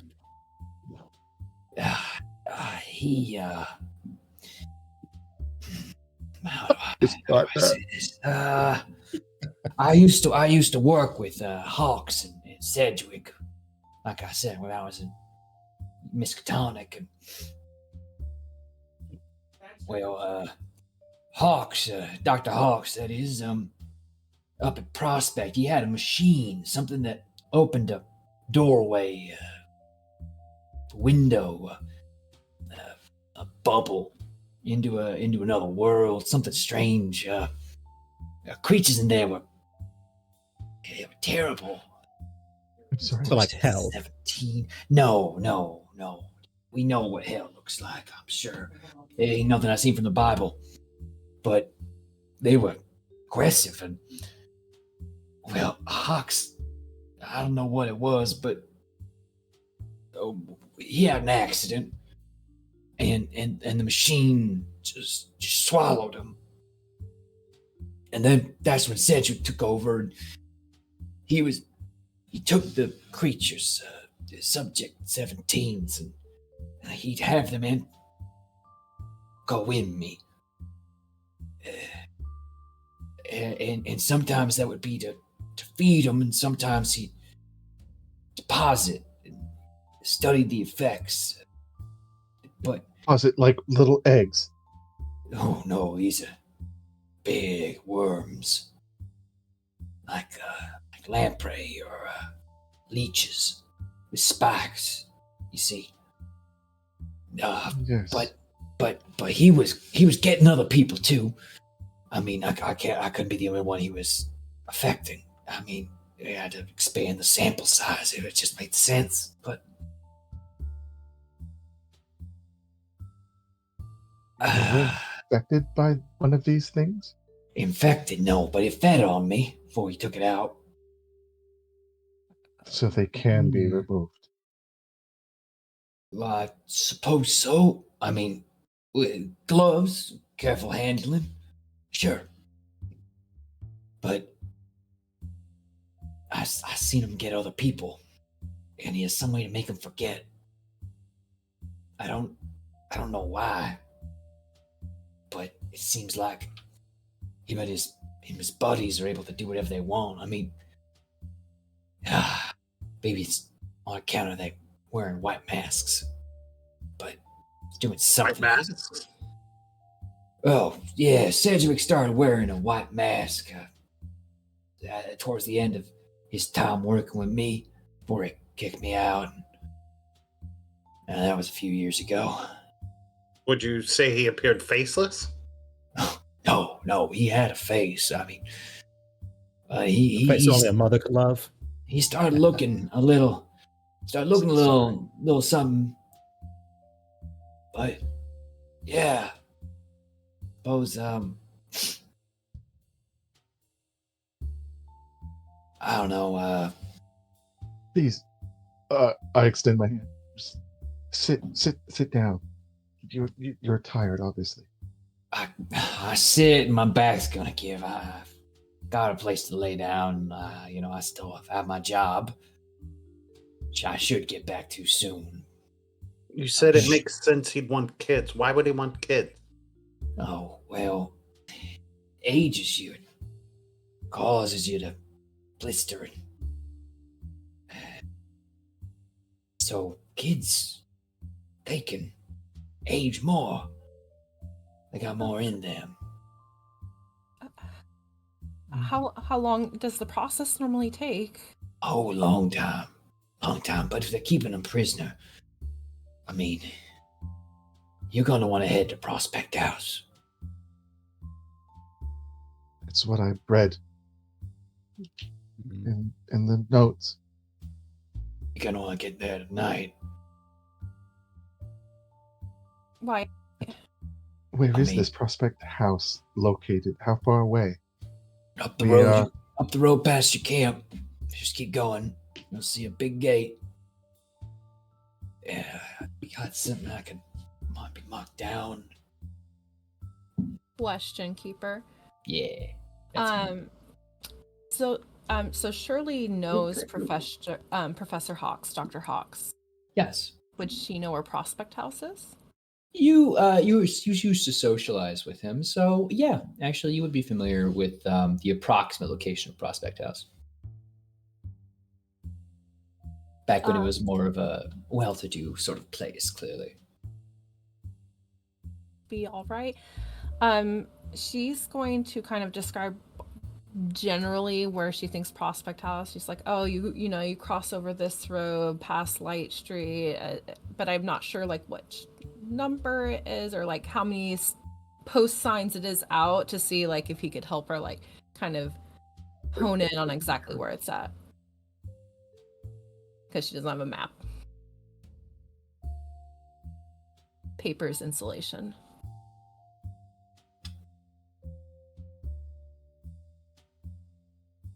Yeah, so you know the approximate way and you know how to get there and such.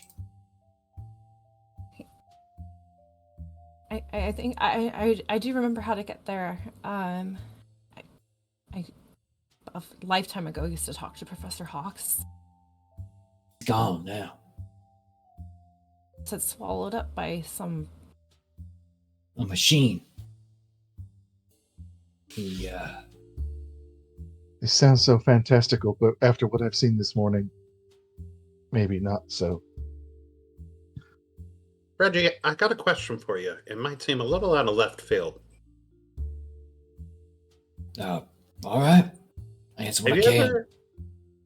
Have you ever heard of a group of men who may appear faceless using a ventriloquist dummy to play a song to lull you into sleep? No, but no, I don't even know anything about that. But if y'all serious about going in and seeing about Cedric, you gotta be careful. Him and his group, they got enough money. They've bought everyone into making sure no one asks any questions. I mean, I'm sure you heard all the trouble it was just getting into where you were at. That's because they got him under their thumb. I've seen it. They hand off the money at the hospital, the police station. They don't want anyone getting any help. How should we prepare? You said go at night. Is there anything else? Oh, go there now. Go now. That's what you said. Then It's we gonna do. be night soon, but you're gonna get there now. Yes. Now's good. We can do now. If Mr. Clover, if you have any health issues, please come up to the camp. I will treat you for free. I'll see about that, Doc.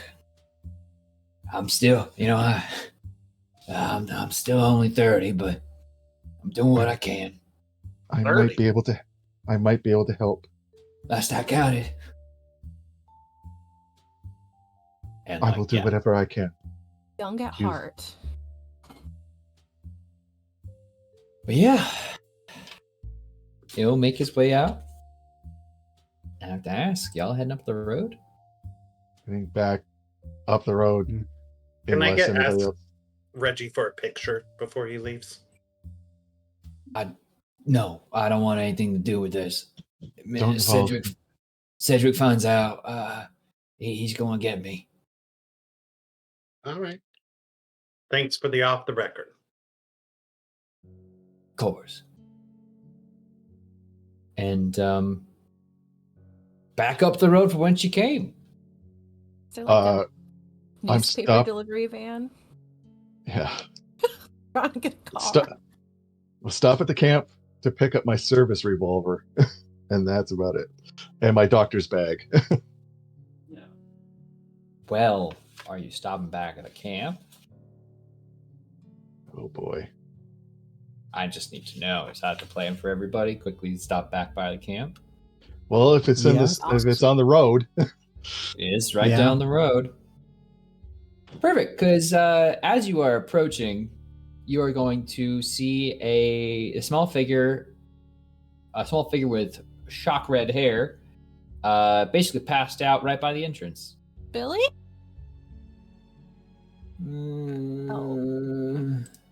I think she shouts it just seeing the red hair.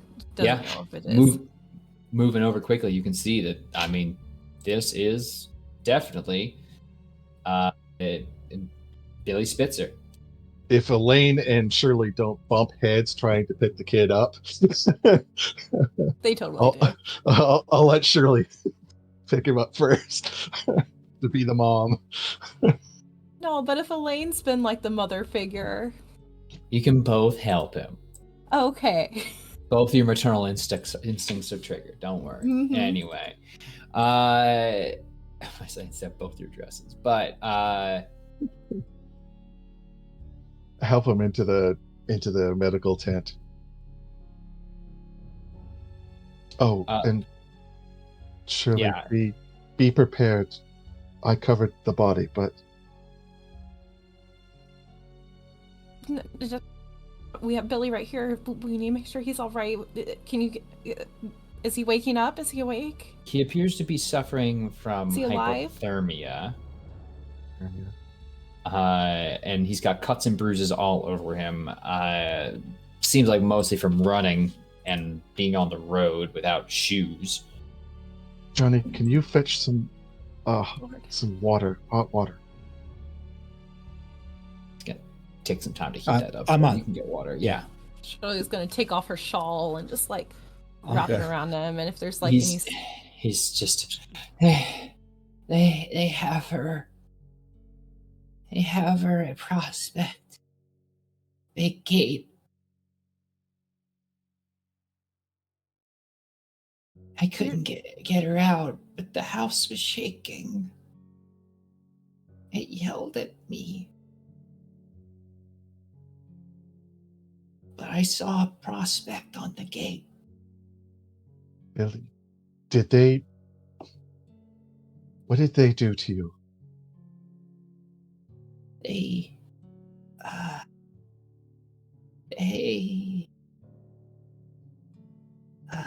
They took us in the car. We fought them, but it was hard to think. It was hard to be awake. And when we did, we were in a basement, but then the whole place shook and I got out, but I couldn't get her out in time. It was started filling with liquid or something, and they were all so worried, and I ran. I got out. It's Prospect. You have to go get her. It's okay, Billy. It's okay. We're gonna go get her. He's fading out of consciousness at that point. Shirley's like stroking his hair and like shushing him. I mean, like, it's okay. It's okay. We're gonna go get her. We'll go get Esther. It's okay, Billy. You did your best. Once Johnny returns with the hot water, I'll get one of those hot water bottles and just basically kind of put it under the bed to help slowly warm him up. We have to go to Prospect House now. We have to go. They have Esther. She's still there. We will. No, we have to go now. Everyone's saying now. Billy's safe now. We can leave him with somebody. Elaine, we have to go. We have to go get my Esther. With my medicine, is Billy going to recover from the hypothermia? Is it too deep? I'd say if given just like bed rest, he should be fine. It seems like he ran from somewhere in a panic, from what he told you and from what you can see, barreled out of a place in a panic and has been running for however many miles on a road, or probably through the woods, until he flopped through to the road and landed outside your camp. So, with that early morning frost, November, bruising and scratching, it's not like anything was. I mean, hypothermia takes a while to recover from. So, I'll grab somebody to basically watch him. Get my service revolver. Yeah, and like I said, get my service revolver in my doctor's bag, and we'll speaking. I will say he does look worn and fadey. Like, it should look fine, but looks like whatever he has was similar to the first stages of whatever your first patient did. Are there any like things on him, or Nope, nothing's attached to him. Incisions or anything? No incisions. There doesn't seem to be any clear surgical marks. So, Johnny. so speaking of firearms and such, so something else I didn't think about before I put lots of points in there. Would I have a firearm, like a rifle or a shotgun, mayhaps?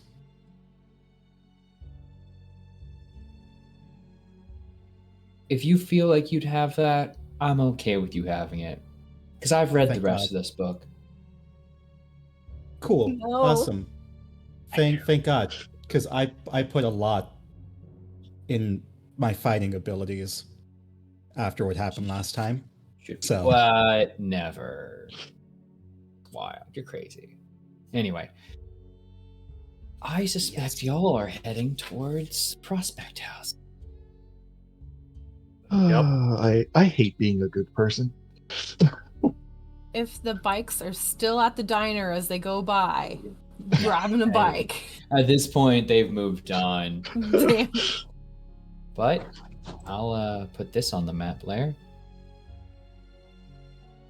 Because making your way up the road to an area that some of you would know, iron gates off this leaf mulch road are quite rusted, but there's a new chain and padlock on them. The rusted wrought iron sign above the gate reads Prospect, and the gravel path and leafy mulch is thick with weeds. However, the largest of them have been cut back enough to allow motor vehicles to drive up to the house, from what you can see. So, it's our question. Does anyone know how to pick a lock, or smash a lock, or climb a wall? I can climb a wall. 10 feet. I can climb a wall. How's that climb skill going? Climb? Can I just do brute strength? Well, brute strength might be better for... Oh, let me grab a rock. You are using a Master Series S1 lock. It can be opened with a Master Series S1 lock. No, Why don't you make me one? I'm finding a big rock to smash the lock. Yeah, that's what I'm saying.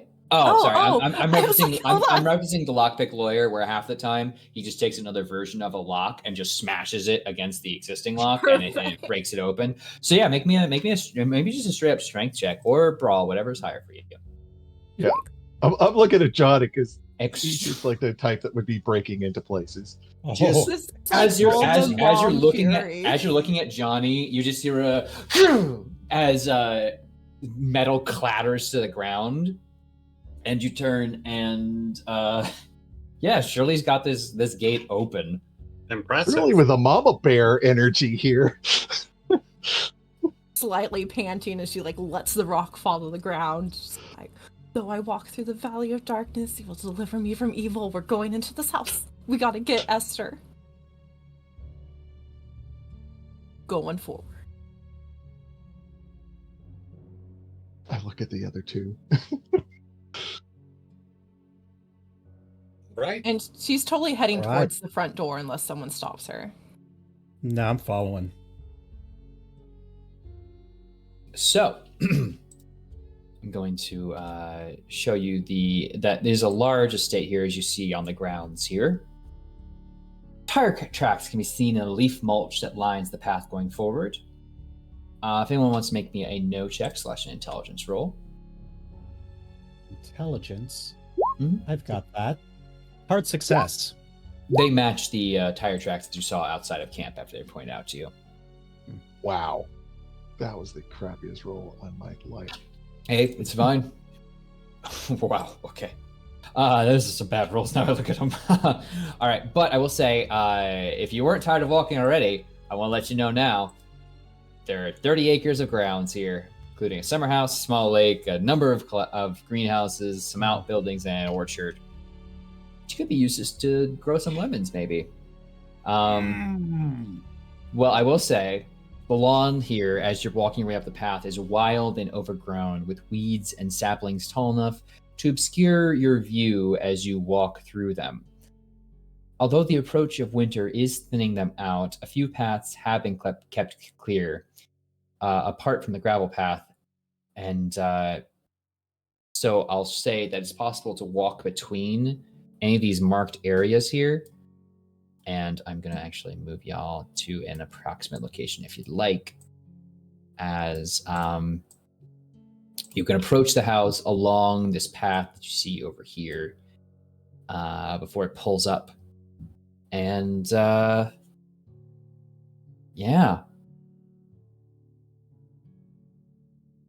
The sound of despite the efforts of them to clear the path, the plants brush against the skin as you pass along these narrowing paths, and the sound of rustling leaves can be heard all around. Occasionally, it looks like small things kind of dart in and out. Oh, that's not good. Is there a fancy car parked anywhere? No. In fact, I assume that although I have a very terrible score in it, we're using some stealth. you can. It doesn't appear there's Or is lights Shirley on. just... It does not appear, Please. from what you can see, that any of the lights in this house are on. It appears by all means abandoned, and frankly, you can see that front door from this distance is slightly ajar. And someone has opened that jar a bit, so actually it's kind of open. It's my joke. It's just for me. Dutch. Thank you. Are you Church sure will be this here is the all right week. place? I will not. Maybe actually no. Shirley's Point. making no attempts at stealth. Beelining it towards the door, unless somebody speaks caution. I'm following. Yeah, I guess I'll just follow. I'm not a very cautious boy. Yeah. I'm trying to stick to the to the underbrush. The door. So I see one person going towards the door. There are a number of side houses you can see. So if anyone wants to check those out, totally fine. If we can split the party, but if No. No splitting the party. not, okay. I know that much. Jeez. I got an intelligence of 90. Shirley does not. Shirley's like, okay, we could cover more ground if we spread out. Yes, and we could be ambushed easier. Right, so we're sticking together and we're just going to walk through the front door. I'm taking pictures of the house. Are you absolutely cracked? What? This is the story. Yes, and you do need to live to be able to tell it. These people do not sound like pleasant individuals. We're not going to be pleasant individuals. Well, and Once a grand example of federal-style architecture, the white-painted stone edifice of Prospect House is now peeling and cracked, and many of the windows appear broken. From what you can already tell walking your way up here, portions of the roof have collapsed, likely making parts of the house inaccessible. The front door is ajar and creaks in the wind. I have a Shirley feeling. pushes it open. Yeah, there we go. Sorry. No, you to maximize the horror here. Yeah. As it opens and you see a hallway leading from the main entrance. It's largely intact, if water damaged. And you see that it leads to a grand flight of stairs. Johnny, what weapon are you actually carrying? Shotgun. Okay, then I'm staying behind you. As you step in, Shirley, the carpet gives a squelch and is almost sticky under your feet. That kind of like. And I'm sorry. already, Could you do that again? I think I missed it. Okay. As Thank you. I assume you're going in slowly, so it'll be.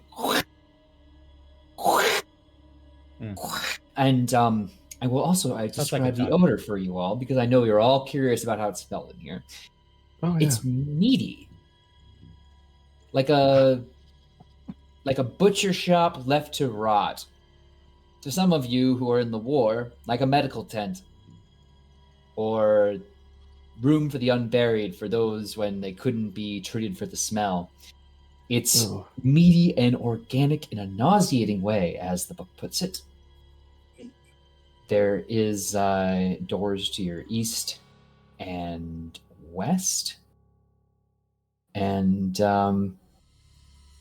also, I will say, a strong smell of excrement and bile that Ew. increases as you walk towards the back of the house. It's unusually warm in here the air in here is unusually warm for this time of year.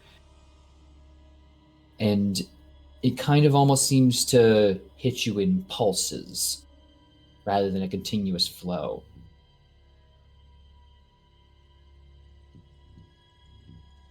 I think you're muted, Sam. But I'd No, love I'm to hear just it. Oh, okay. whispering. I don't like that. But if Shirley, like, briefly bends down to touch the carpet, is it moist? Oh, it's super wet. Like, I'm trying to think of the right way to describe this. I have a carpet in front of my washer, and sometimes when the washer leaks, it just becomes entirely soaked, or like a towel that has been like actively thrown in a pool and pulled out. That level of like fabric softness, though I will say it kind of has more of a spring to it than I think you'd imagine. Yeah. And are the hallways carpeted, not wood? Oh, it's all carpeted here. Do you get that blast of air again, and it's a pause, and another slow, warm current of air. This whole place feels entirely sticky, is the best way to put it. What in God's name? Billy said the house was mad at him and that it filled with, like, liquid. Well, I will let you all know as you move in. I'll kind of shrink you as well to have you be more digestible to the house. It's a Oh, joke. that's so nice of you. Just so you can easily more click on yourselves and navigate around here and indicate what room you're going into, because there is a door to your left and your right and in front of you. I'm very happy in the foyer. I'm going to go to the room in the left. Oh, I don't know, like as we're walking forward, is the door open or it's closed, but it's easily openable. it could just it just popped out at me. I just see it. I just go in. Not even worrying about it. No, okay, now I'm going to like creak it open. Oh, all right, good. I don't know. talked There's just you open this door a bit just to see if there's anyone behind it. And what's your dodge? Never mind. It's not dodge. Don't worry. But that hard That's my smell dodge. of bile hits you as already moving the door, you see drips of this greenish yellow liquid go on down the walls, pooling onto the floor here. There is no carpet at this point, just a yellowy green bile seeming to come here. And you almost hear it sizzle and pop as it touches the outside of the door. Why don't you go spot hidden, if you like? Ooh. I don't Oh love my god. Did you get a good one? 96 out of 38. Johnny! You swear there's something I in the see middle of that nothing. room. But you Jeff can't tell goes that what it blind. is. I'm It's burn- like, yeah, it's like this is I'm going to burn all of my luck just so I can see it. No, all of it. Much All luck. right. No, no, I'm no. You're the luckiest man. poke my head in to take a look? I mean, I've got You 60 can left. Scooby do this door, absolutely. But yeah, you can like all be peeking around. I'll just say that like too many I'll people just start Scooby Dooing, you're gonna naturally fall into the room. Yeah. 90 No, or 75. Holy my plan was shit, to just Conrad. be like, don't go in there, folks. No. You're all hit by that extreme scent of bile. Uh,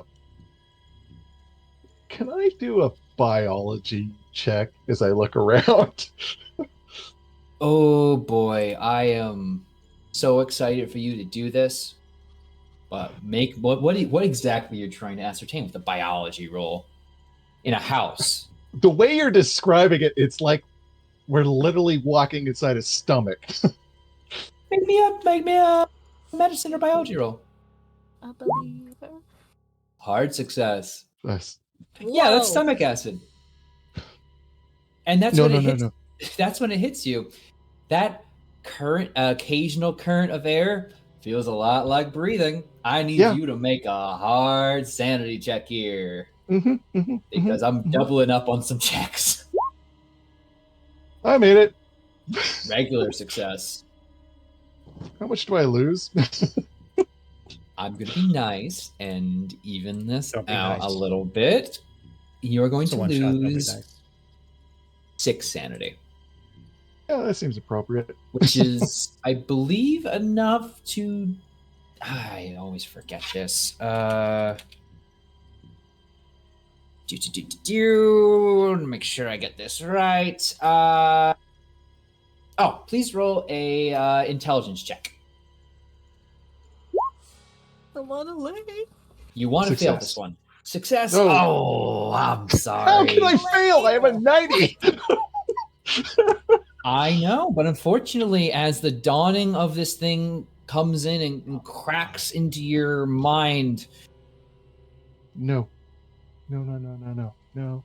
No, no, no. you are After? going to kind of so this is a this is a consequence of that. You're going to be temporarily insane. Now, I've been there before. Yeah. This is a sensation. So let me go down here. I'm gonna roll something, and you're not gonna worry about it. It's totally gonna be fine. All right, cool.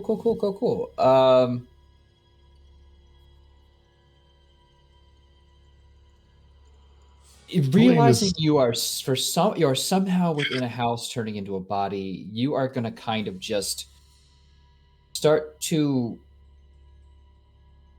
feel that those around you, and you look and you turn and you see it almost as like the house itself is becoming more organic by the second. You analyzing and knowing that this whole thing is processing, but you swear that somewhere she has to be here in the walls somewhere, and you swear that Esther is somewhere in here and she's stuck and you have to keep pushing forward. There's a certain kind of mania about securing Esther. And and that's not like an immediate thing, I think, that would be visible or like kind of thing. But I think that's sort of a like, need to find Esther, need to find Esther, need to find Esther, need to get her out of here. She could be processed. This is like, you don't know where she could be, but Considering Elaine's past, that probably makes sense. Just ignore what's around me. I've got to save the person. Go, Mama Bear. mm-hmm. The house is alive. What? Do with that as you will. That's hell of a time for a raid, raiders. Welcome in. The house is alive. It's a body. We have to find the people. Do I see someone going into the conservatory? Whatever you do, don't allow the liquid to get on you. It's sulfuric acid. What? We're inside an intestine, or a stomach, or a combination thereof. The entire Are you sure about that, Doc? Oh, I'm quite sure. Johnny, you can see she's literally got the gun in front of her. She's shaking. But we must go on. I see We must go on. I see that Sylvia has pushed their way into the conservatory. I will say you see a set of broken French glass windows. That then the room itself is filled with broken glass and rubble, weeds poking up already through the floorboards and seeming to again sort of just nature reclaiming what it's owed, but nothing else. I think if Shirley doesn't see anything that like points out to some sort of dungeon where they're keeping Esther, she'll leave the room and keep moving on. I have to ask, does anyone here have a light source? I assume y'all might have some matches or brought that oil lamp, but Yeah, I probably got an oil lamp. anyone else have one? I think Feel free Shirley to has just- matches. I brought the shotgun. That's my contribution. Conrad, you got anything to light the way? I mean, maybe the occasional flash bulb. It's very dark in here otherwise, I will say that. Mm-hmm. Because I have one of the light sources, I will stay at all times, stay behind Johnny, so I'm not blinding him. Okay. How many matches are in a matchbook? I would assume, Conrad, you probably would have a match or something on you. But as you enter the ballroom, I feel like I'm playing House on the Hill sometimes with this. The ceiling here has collapsed in what was clearly a once grand ballroom, and the floor is broken and covered in rubble, making it difficult to traverse here quickly. A few floor-to-ceiling mirrors have survived, although they are cracked. Nothing else of note in the room? You'd have to look around more, perhaps, but it seems like for the moment, this is a room with a big open hole in the sky. Okay. I don't think there's much to see in here. Maybe we should call out. Are you moving into the room, or are you like just standing at the doorway? Because it's hard to tell with just a lamp and some occasional matches that you are constantly flicking away. I'll step in.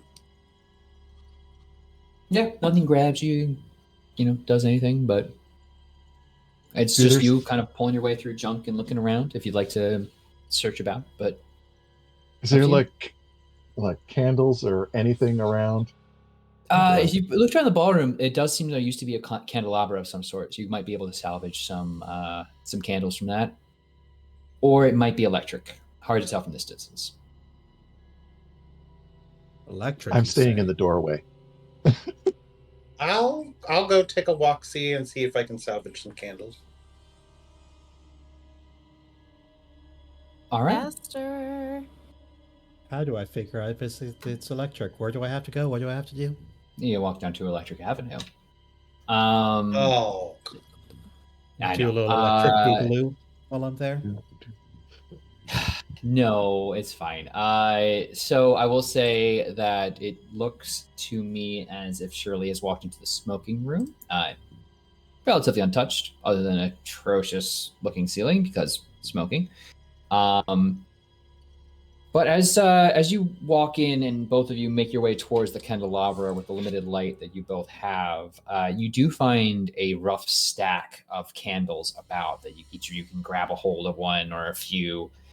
And it seemed like a once grand thing that would have illuminated this whole place. So it's quite a bit of a stack, though of varying levels. I'll give it to you. You can both get your longest lasting ones. It's kind of like light yourself through the rest of this place, but it will be direct light. So, I'm not going to get into the whole, torches don't make sense for guards because of night blindness thing.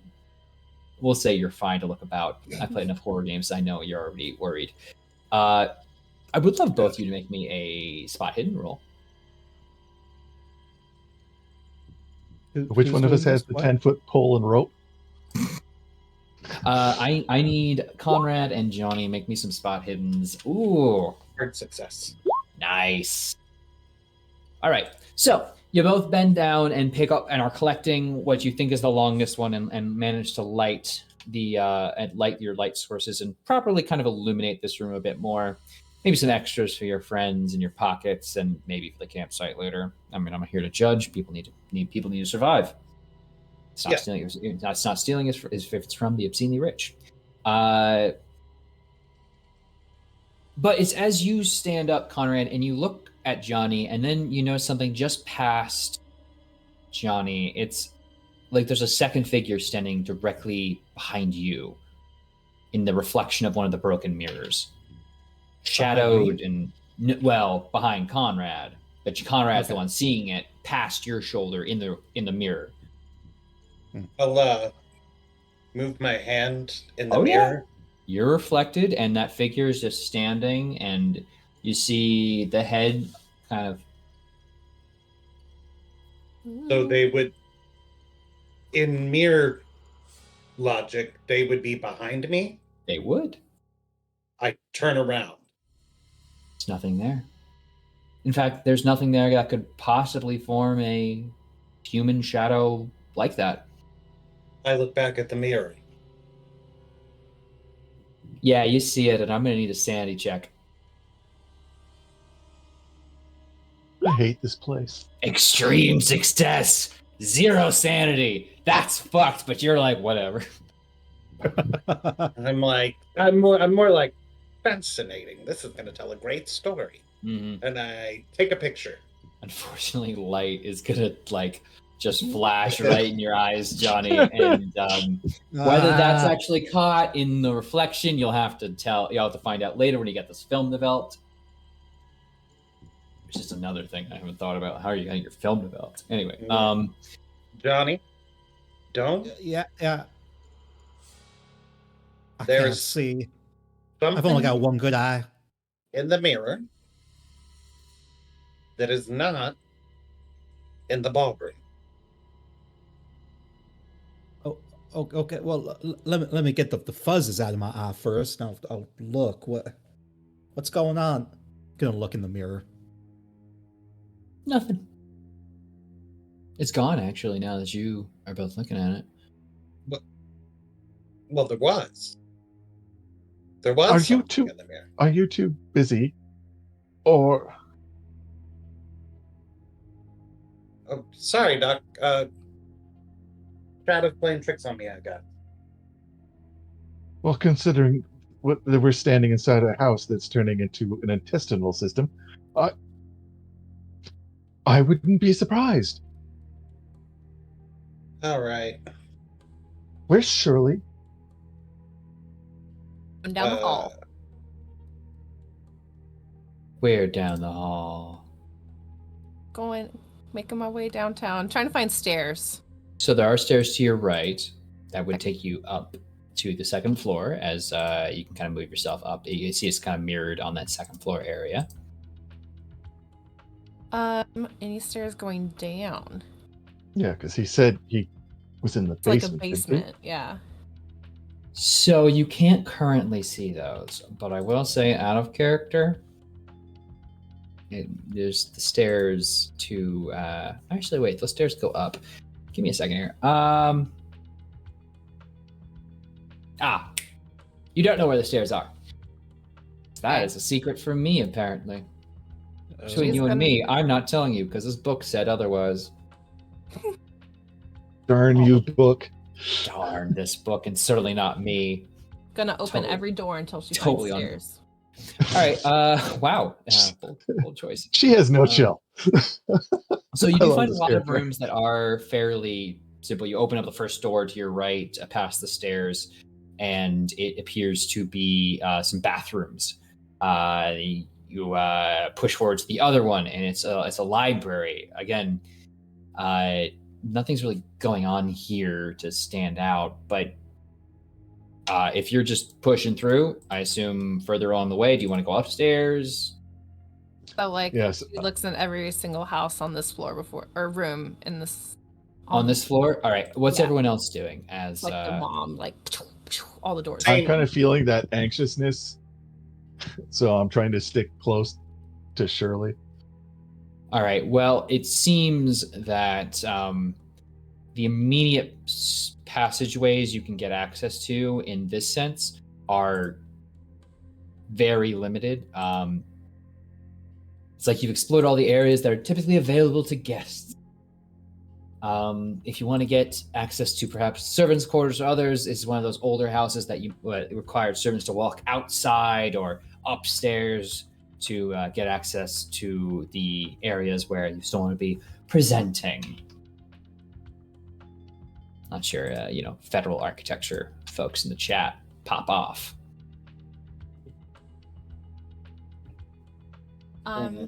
So not immediately really seeing anything on the first floor, moving up to the second floor, again, just like bursting each door open.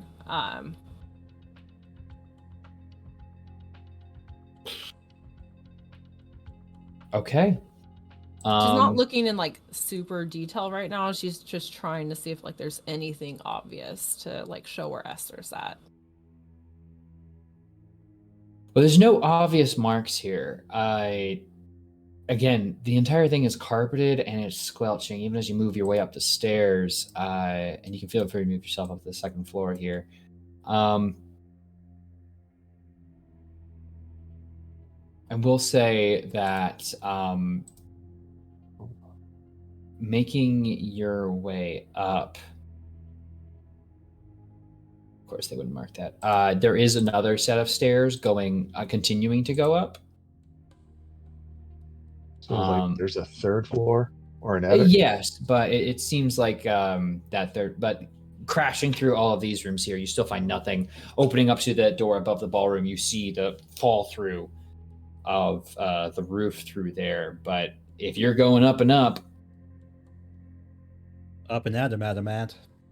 Elaine, this house, there's just no one in this house. Where there is she? Additionally a stairway down, you see, but a different one than when you came in. But the stairway up. We need to go down to the basement or anywhere down. If we have to go outside, maybe go through the cellar. Yes, Conrad, do you see anything? Johnny, how do we get down? I'll run to the front door and look around the side of the building and see if there's anything.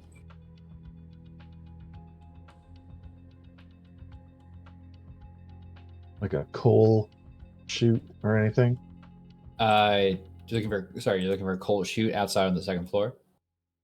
I think we're going back down to the ground floor. Yeah, on the first floor, I was going to head back out the main entrance and look and see if there's any side entrances or anything like you were talking about. So you see there is a path leading this way, and there are a number of smaller houses here out to the side. And then it looks like some access over here if you'd like. Okay. Do I see any small barefoot footprints in the mud or the frost or? From here, why don't you make me a track or spot hidden roll? Though a track would be slightly easier. That also being said, where's everyone else looking? I'm probably following Conrad at this point. Okay. Other two? Come on, a lot of space to explore here. Let's get through all of my event tags. I want to head towards that orchard. Oh yeah, I have no idea. Head down to the grounds. Yeah. Okay. So it feels like the groups. Are we? Have we all gone outside? Have we split? I feel like I missed split in something. the party. Someone shout if you find the way down. It's the other way. So, where did everyone go? If so Johnny, everyone just moved.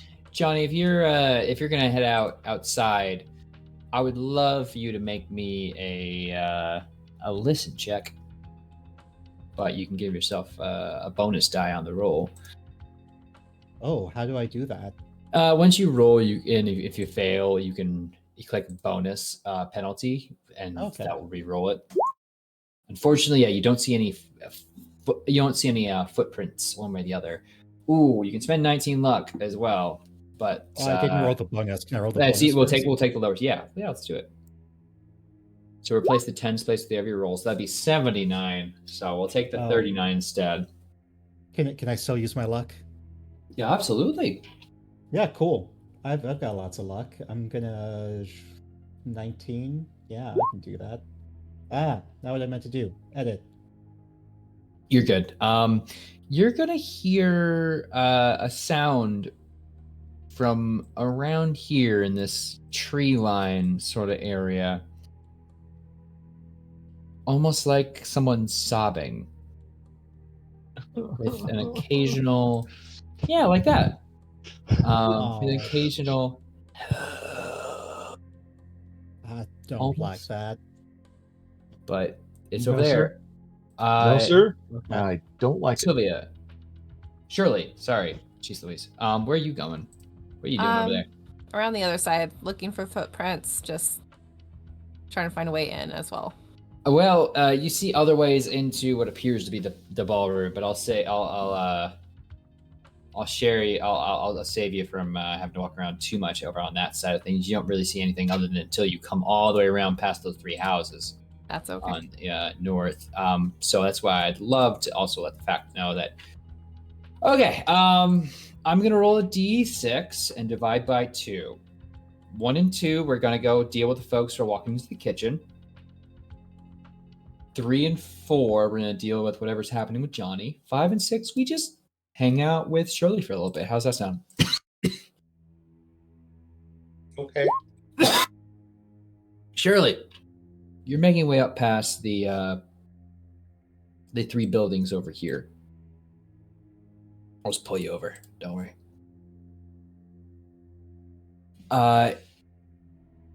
You smell a kind of, well, almost welcome scent of gasoline or some kind of fuel from within there, and kind of almost buzzing in the air of electricity.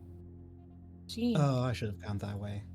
You were heading that way, but you got distracted by my cleverly placed trap. Ah, you played your trap card. And my distract Johnny card. Machine. Well, which building would you like to enter first? In true Shirley fashion, first door. Just that one? Yep. Perfect. If that's the first door in the line, unless it's the other building. Well, you picked one, and we'll go with that first. Yep. So these large wooden sheds, each as you open the first one, it appears to contain a diesel generator. The generators appear in good working order, and it looks like some cables are running to the main house. You guess probably to provide lighting, but it appears inert at the moment. Though, diesel generator, you just gotta,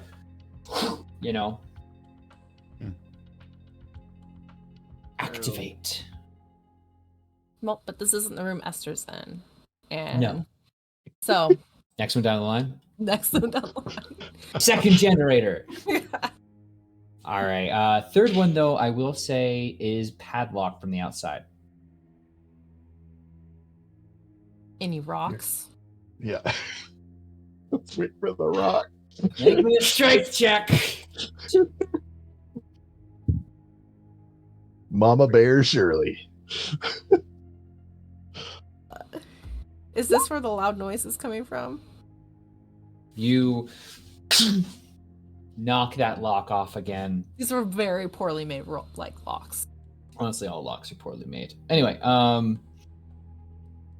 and the heavy black iron doors can be pulled open as you see two thick electrical cables run under one wall and out towards the generator shed. The inside of this building is dark. There are electrical lights in the ceilings and walls, but they're unlit as the generators have not been started. If only somebody could start the generator. There are electrical panels, cables, and switches along the wall that you enter, and as the moonlight, or the late fading sun and rising moonlight start to give you a brief glimpse in here. These cables run through conduits to a huge iron circle set in the stone floor. And that's where I'm going to jump over to Johnny. As Johnny, you are moving out towards the thick undergrowth at the side of the path running between the main house and the workshop. And you're hearing that sound of a man sobbing, perhaps breathlessly whispering towards you, help. You press forward and see a man, sure enough. Oh. And he is leaning on the side of a tree, just looking at you. Help me. He seems like he can't move, but you notice that his cheek seems to briefly bulge and then fall under. No, sir. Do not like it. Please. He's dressed a vagrant similar to yourself. I feel like it's a bad idea if I go over there, sir. But what seems to be the problem? Help, it hurts. What hurts? I'm not a doctor, so I don't At really. that, you're gonna see that a thick white wriggling thing pops out from where his eye Ew. used to be. And Okay. I need you to make a sanity check, as I'm assuming you're fleeing the scene. Let's see what I roll. Oh, 46 out of 50 success. I don't flee, but I kind of back up, like I'm just gonna go. So As like you light see jog, like, other various okay. white little wormy things crawling about his body, and now noticing they're all over the grass where you're standing. Oh man. It's no longer a light jog. It's Running, you're able to avoid whatever possibly happened here as you move quickly, but you still lose one sanity, as I mentioned. So you'll break out into the path again, but let's talk about the kitchen. Kitchen's fun. Kitchen's fine. Some nice architecture. The suite of rooms that make up the kitchen's pantry and servants' quarters are, well, largely opaque, and as you both enter and alight this place, you find it quickly covered in pulsating red flesh. Patches of stained plaster and wallpaper showing throughout. Jambs of the doorways have become organic and twitch-like, and let's all be adults when I say this, except for me, I'll giggle a little bit, sphincters. Now, since this is kind of the first time I think Conrad might be like, this is a body of a thing, please make me a sanity check. Conrad, for Elaine, who is already a little bit off the tea kettle here, you're like, yeah, this makes sense. This is... Hard success. All right, you're going to lose... You're also going to keep this all inside and process it later, hopefully with a therapist. No problems, no sanity loss here. The linoleum-covered and bare stone floors are slimy here with, that word's better left unsaid on the internet. It's secretions. All right, fine. So it feels slippery here, and you're it seems you might be best served by moving carefully. I will say one of these doors appears slightly cracked, and you can see what appears to be a brief glimpse of a top stair, but going down. Oh no. First of all, I take a picture of the sphincters. Oh, yes. You gotta photograph the sphincters. Yes. And then I carefully walk towards that stair. I'm calling back towards the Call? All right. So I'll say as Johnny and Shirley are both within your respective areas, you are going to hear. What are you calling out, Elaine? Dr. Wolf. Johnny, surely we have found the stairs.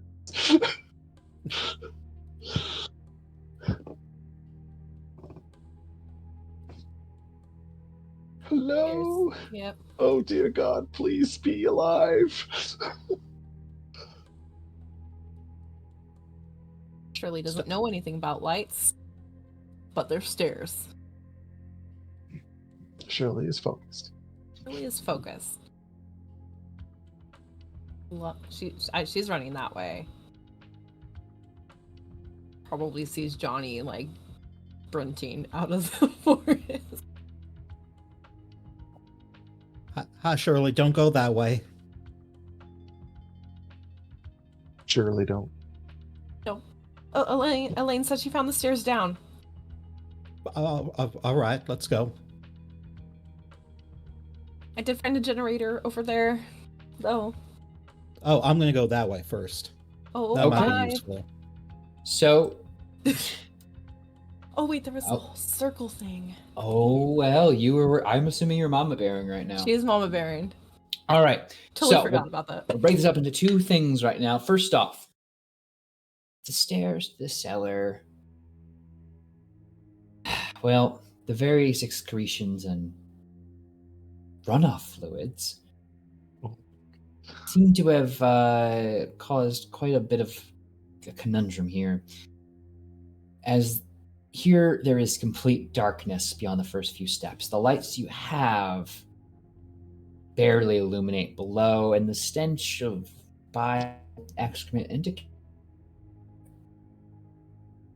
I need the three of you to make con rolls for me.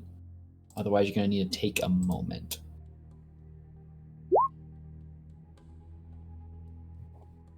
I'm going to take like a couple of moments, I think. Okay. Oh, You yeah, push this a is not roll. the time. You all take a moment and find yourselves uneasy in the stomach to the point of needing to expel some stuff. No.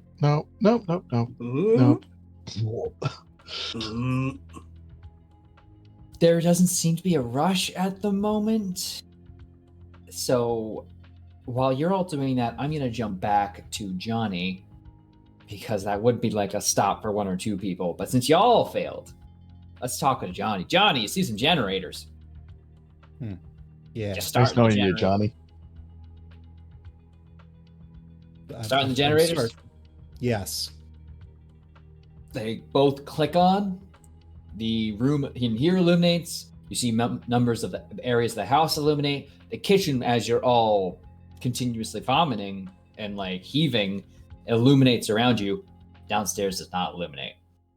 It seems that everyone's gone there. Clearly the circuitry is fried. But firing both up, Johnny, you are going to hear a kind of sort of light hum from that third building.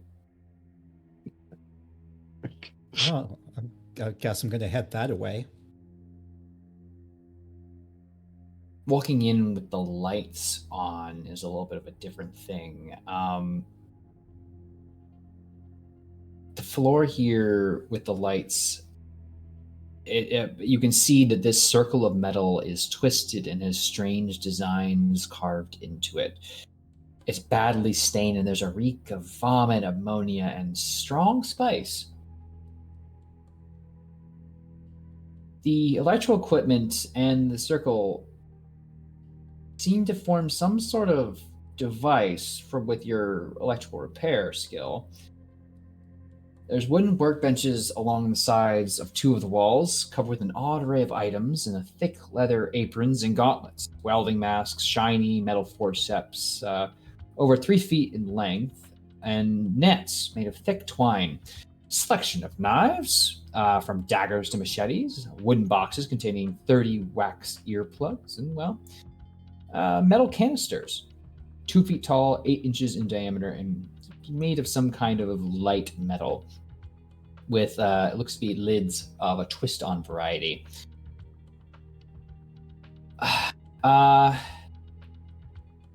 Bolted to the back wall, though, it appears to be a 6-foot-tall glass tank. Rusted iron supports and a padlocked iron lid. Trickles of condensation run down the glass, and it's filled with what looks to be like murky water and shapes moving within.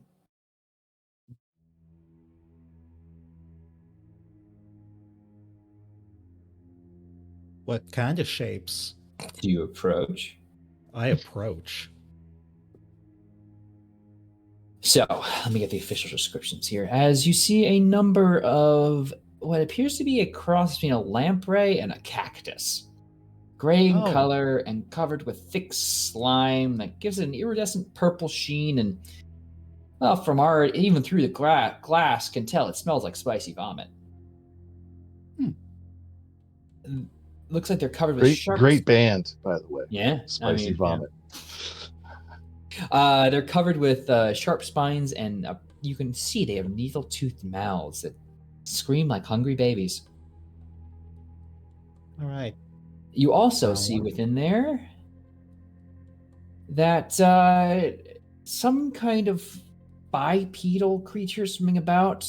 It looks like an inside-out monkey, though one huge mouth filled with teeth and writhing tentacles.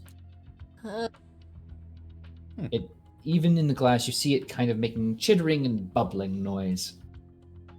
These things are unnatural, uncommon, and oh my gosh, requiring a sanity check. Yeah, think. Gee.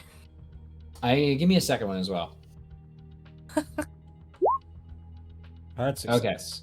I'll say the ventriloquist dummy doesn't pop you one, but yeah, that's well, rather there will be one for the ventriloquist dummy and 5 for species 17. So it's 6 total. I need you to make an intelligence check. Oh, I don't understand why my intelligence is so high. Oh, Oh.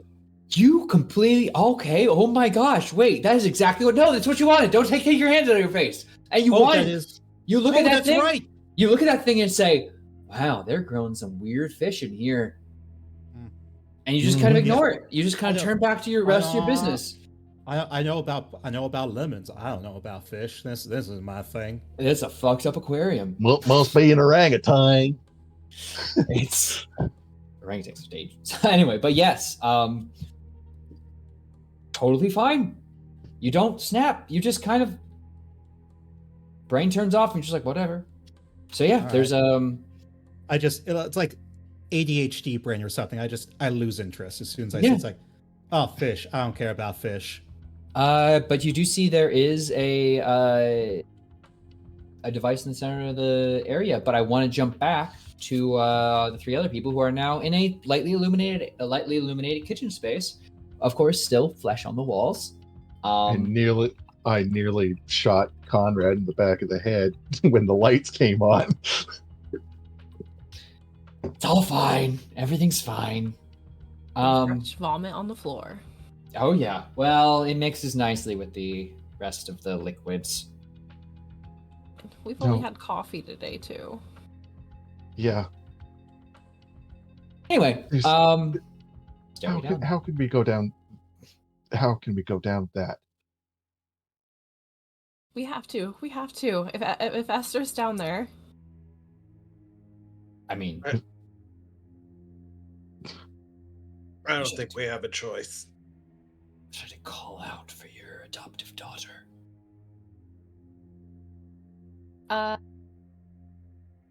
Think. Yep. Sir.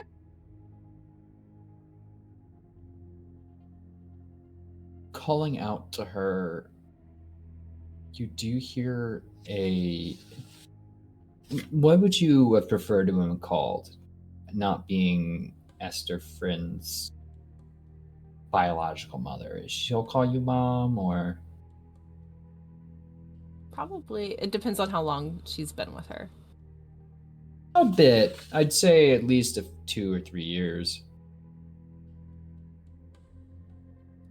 I mean, Shirley would be fine with her calling her mom, but she probably would have still call her Shirley because she's a tween and they have too many emotions. So She's 12. I think she's 12.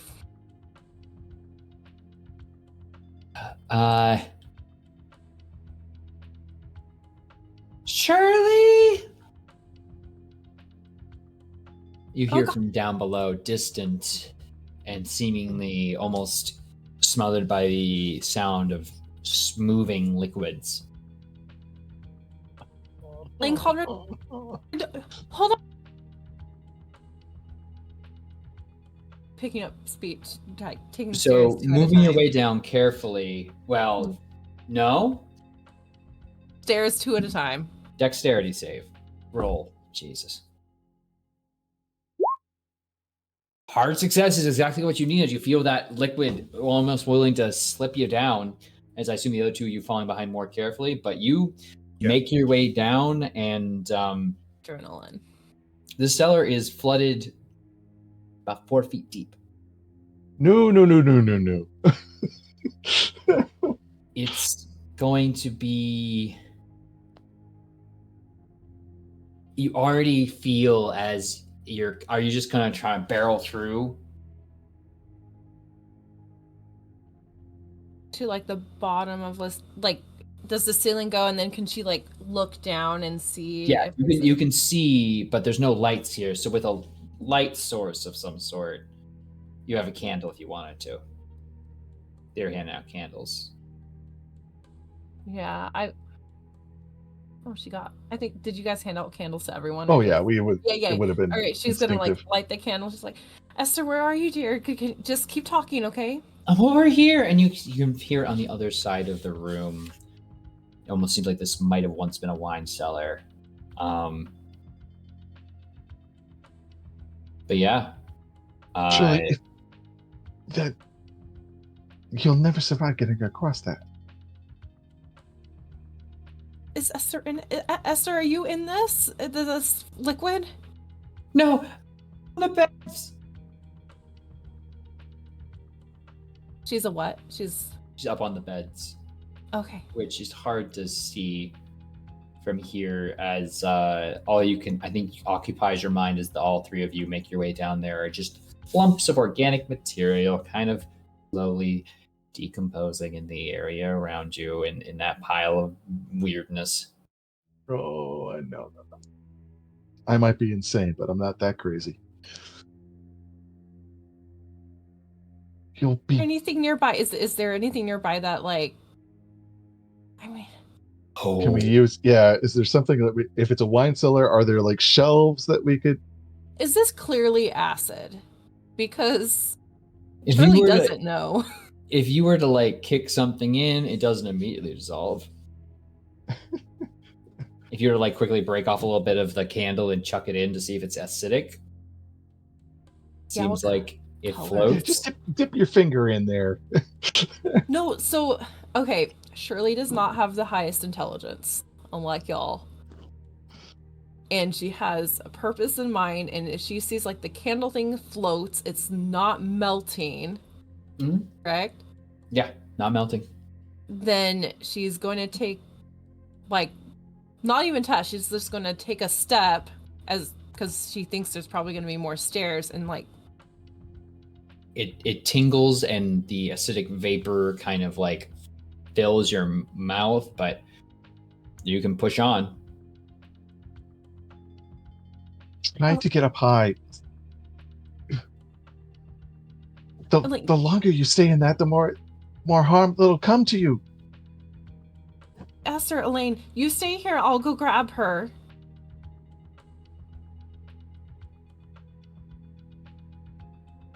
I'll get to the bottom step and try to give Shirley as much light as possible.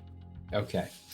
You have enough light to identify Esther as you make your way through. You will take 2 damage as you feel your clothing and skin start to kind of peel, and interiorly that acidic vapor does not help. But you find a very scared, completely covered in this black liquid grossness, probably just goo and other things, up on a bunk bed.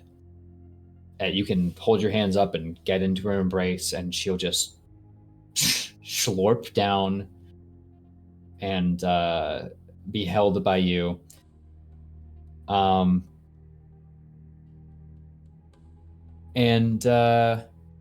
You like this? Conrad, can you take some more pictures? Are you enjoying yourself? Oh, I forgot. I should get a picture of this. Thank you. Please smack that camera out of that boy's hand. I think as you grab Esther and begin making your way back, Johnny, what are you doing with your Yes. weird stuff? I mean, my first thought is, I guess I'm gonna take a closer look at this ring. I mean, my first thought is I want to fuck it up. Like, because obviously something not great's going on here, and that's at the center of it. And also, this is we're saying this is like Roscoe Malloy's place. Or adjacent to Yeah, him? but it was originally a. Well, no, Roscoe Malloy doesn't own this place. It is Okay. owned by Theodore Sedgwick, Okay. and it used to be owned by Dr. Hawks. Okay. Then, yeah, no, I still want to fuck with that metal circle. Yeah.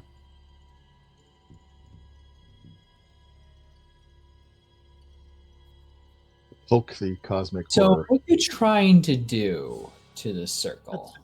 Good question. I guess. There's a breaker on the wall, and I don't know if you like introduced electricity to it and then like try to snap it. Maybe it would kind of like cause that like dissonance or whatever. But I don't know. Up to you. That was my first thought. Try and snap it.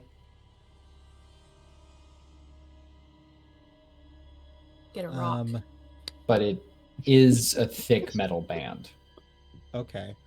With the breaker.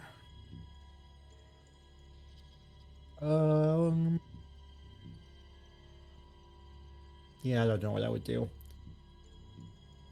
How strong would I have to be to?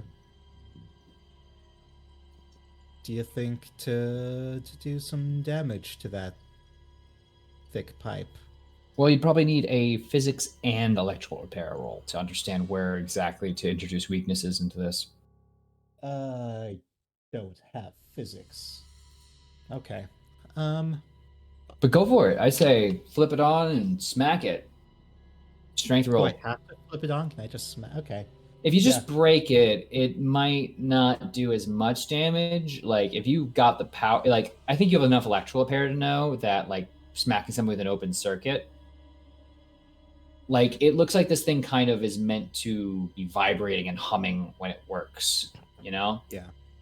And so that might introduce some weaknesses. And if you were to, like, I don't know, up to you. If you just want to smack a inert piece of metal, you might need some equipment. Okay, I guess I'm gonna go to do that thing then. Go to the breaker and.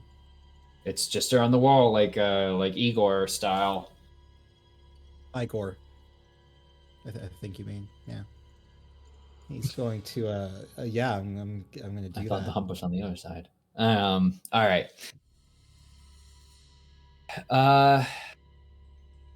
A strong electromagnetic field. Do you have any ferrous metals on you? Like, per se, in a shotgun? Just shotgun. Yeah, I've got the shotgun. The shotgun flies out of your hands and sticks to the ring here, and all of your hairs stand on end. The hum it creates almost feels like it shakes whatever's left in your stomach, and and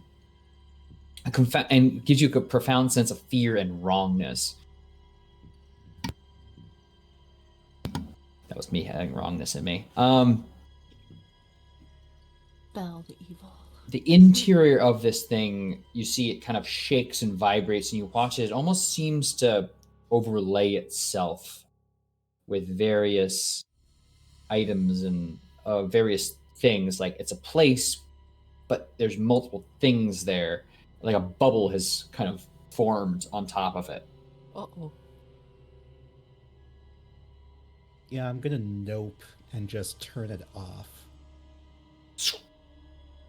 Deactivating it, the power sort of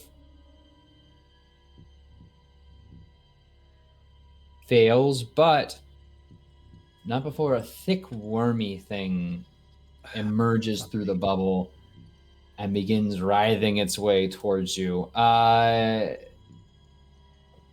I need you to tell me if you're fighting back or dodging species 17. My dodge is really bad. So I guess I'm gonna fight. Okay. Give me a roll of brawl or whatever thing you are using to fight back, because that shotgun was pulled out of your hands. Roll. Rude. Hard success meets its hard success. So unfortunately, in fighting back, that is going to be its go.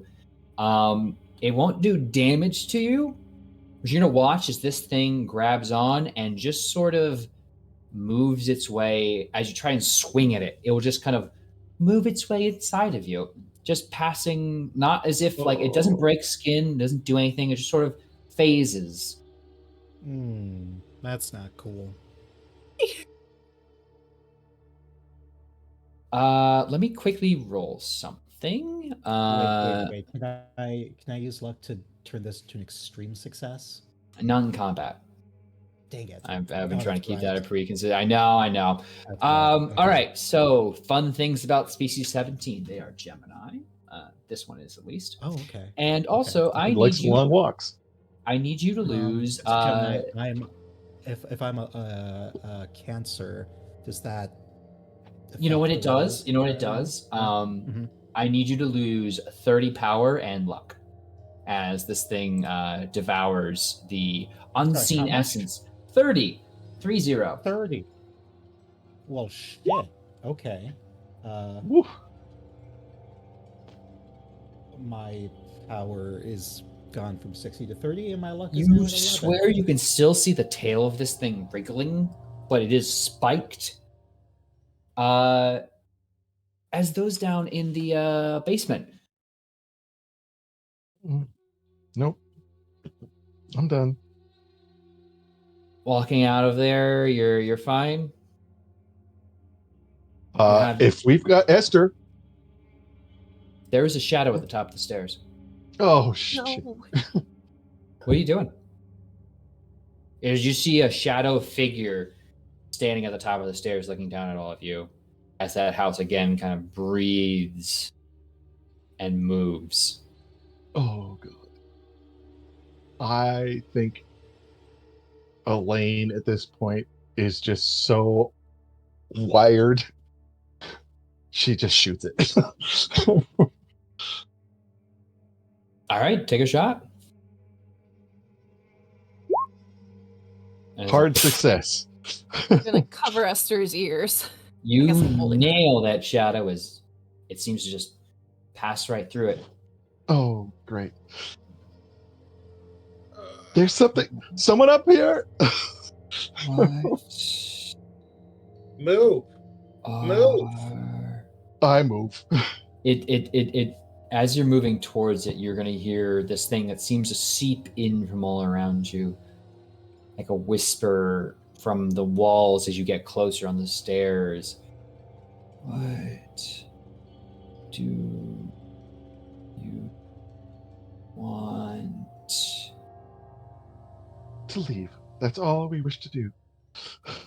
I cannot allow that. You cannot I'm allow looking at- that. We're getting Esther out of here. I need you to leave the girl or to bring me flesh. Oh, boy. How we were leaving Esther. It's over my dead body. We're not. It's a shadow. Walk up the. Oh, this is horrible. Elaine, yes. Because she's got that temporary insanity going. Mm-hmm. Oh Yes. no. Yes. I'll find something. I'll bring it. Just let us out.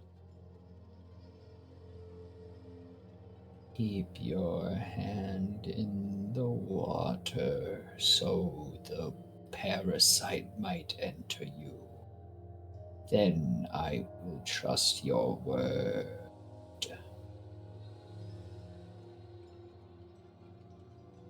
Oh God. Again, this is a shadow. You saw the bullet pass right through them. Yeah, I'm gonna try to walk through it. I know. You walk right through the shadowy figure. No issues, no problems. You're in that flesh kitchen again. Everybody, just run through it. Bolt. At that point, I'm All right. bolting.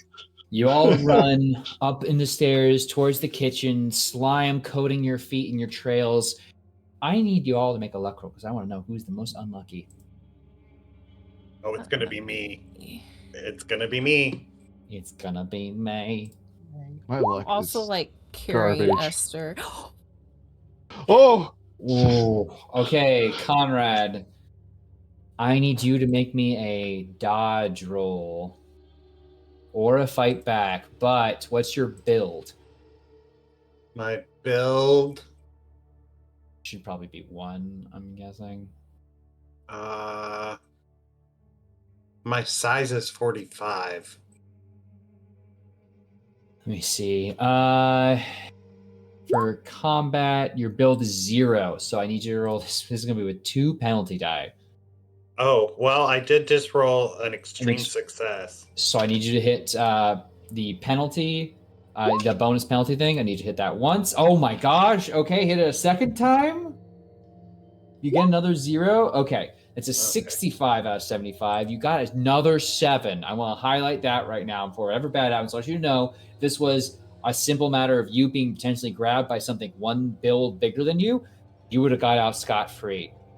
However, with a 65 out of 75 being a regular success, all of you are going to see a maw open from one of these sphincters as a words I've said. Anyway, as a tongue grabs Conrad and just yanks you right through it. It looks like right into the walls. That is going to be 1 damage to you, Conrad. But you are plunged into a very dark and spicy smelling room. man, it sounds like college. Help! Can I Can we crawl through see? the sphincter? So the sphincter is gone at this point. We are in very different areas now. The words as- being used. As I need you to make an intelligence roll to try and identify what room you're in, but you are going to be taking 2 more damage. As you feel like the room you're in, you're just getting dripped, like a acidic substance drips on you, and your hands are pressed down to the floor, and you pull them up, and they feel that burn on them. Okay, with the success, you kind of like feel your way around, so you feel like you've got a hold of what feels like a sort of window of sorts. I need you to make a strength roll to try and force that open, though, as you're going to take another 3 damage. How are you looking? Well, I failed the strength check. Ooh, okay. And Hold. I'm down to 2 hit points. Okay. Oh, okay. You're not down. All right. Hold right there. We'll pause your action for a second because I need to know what the 2 people in there are deciding on. Is it GTFO or is it Save Our Friend? Oh, it's gone. We're gone. Yeah, I feel like there's like. I mean, Elaine and my Sugar focus look at right each now, other and, like literally, I'm nuts. Wherever Esther goes, I go. So Okay, I'm gonna jump back to Johnny. Johnny, what are you doing as you have this like spiked tail thing slightly just wriggling above your abdomen? I'm trying to rip it out. Okay, so fun facts about species 17. They are. Is it a spike- fun fact? It is. I need you to roll me luck. Can I not? Unfortunately, you do. Oh my god. Extreme success! How did I You get manage- extreme you just kind of success? instinctively grab at this and manage and look at it, and it's like you've actually perfectly managed to Yoink. grasp around every single one of these spikes it has in its hands. You I can just now have to make a take my luck right strength. now. You can now make a My luck- strength check. My luck is at 11. I somehow rolled a 2. 2 for 11. Wow. A critical success. You pull this thing out. You're expecting pain, but you don't feel anything. For lemons. You just Love it. hold it as it wrangles and writhes. Though I do need you to make me a power roll really quick. Oh, god damn it. Uh-oh. Okay, you feel nauseous and sick, but the temporary amnesia does not affect you. What the hell, dude? Are you like using a D6? That's a 2. You rolled a 2 on a D100, then a 1 on a D100, then a 2 on a D100. I don't To know be fair, why I I got rolled the 21. 100 on the D100. But you just kind of earlier. are looking at this thing in your hands as it's like sort of just wriggling about, clearly having fed and bloated itself a little bit. Yeah. Relatable. Had some snackies. Yeah. What's the move? Fuck, what do I do with it? I don't... You're a father. I don't like kids. Daddy. Do I just walk out with it? What do I do with it? Was there anything in here to... Can I pick up the shotgun and shoot it point blank? Allow that. Cool. Yeah, I'm gonna do that. All right, so This is some David Lynch crap right here. just as I'm trying to line it up, it's gonna be a little hard, but make me a rifle check.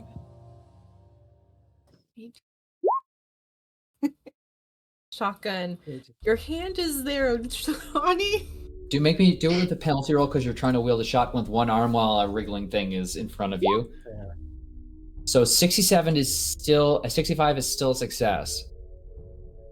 So roll me point blank damage with your shotgun. Jeez Louise.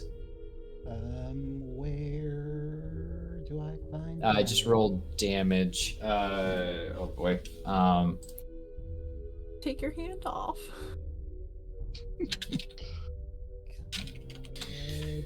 All right, ammunition and weapons. Okay. So a shotgun. Is it what shotgun did you get yourself? What shotgun? What kind of shotgun? 12 gauge, 16 gauge, 20 gauge? Oh, No. no idea. Let's just say 16 gauge. Roll 2d6 plus 2. Fuck yeah.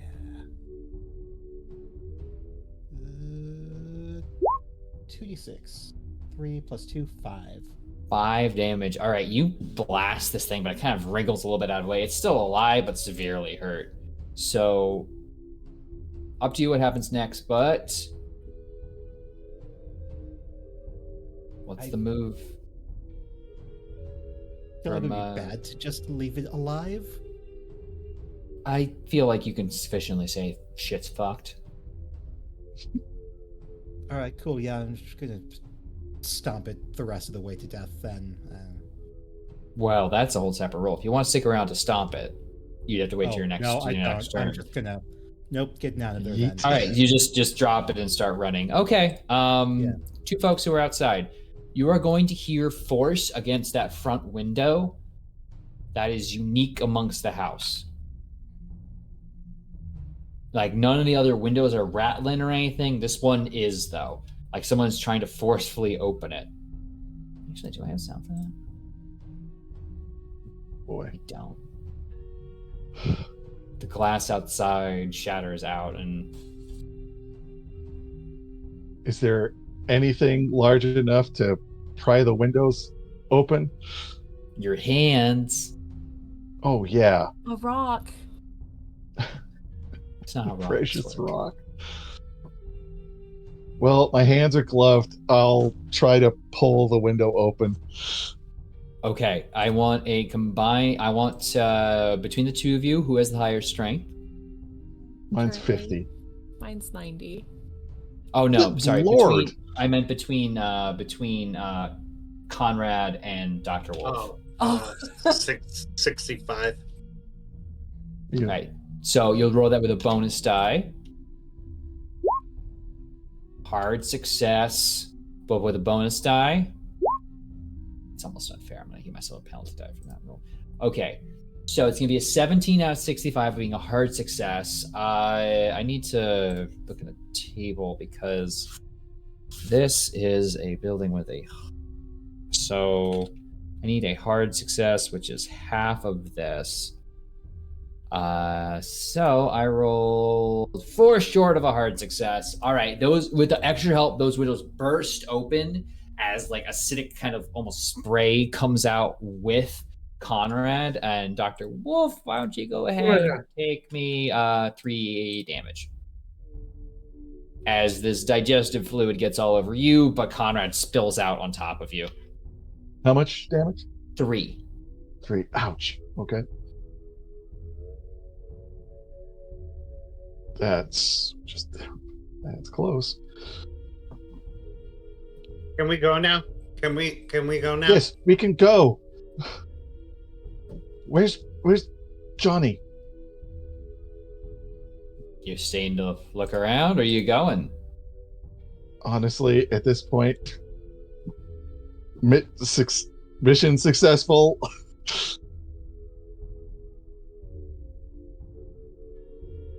Johnny, come on. I'm coming. Oh, thank God. Thank God.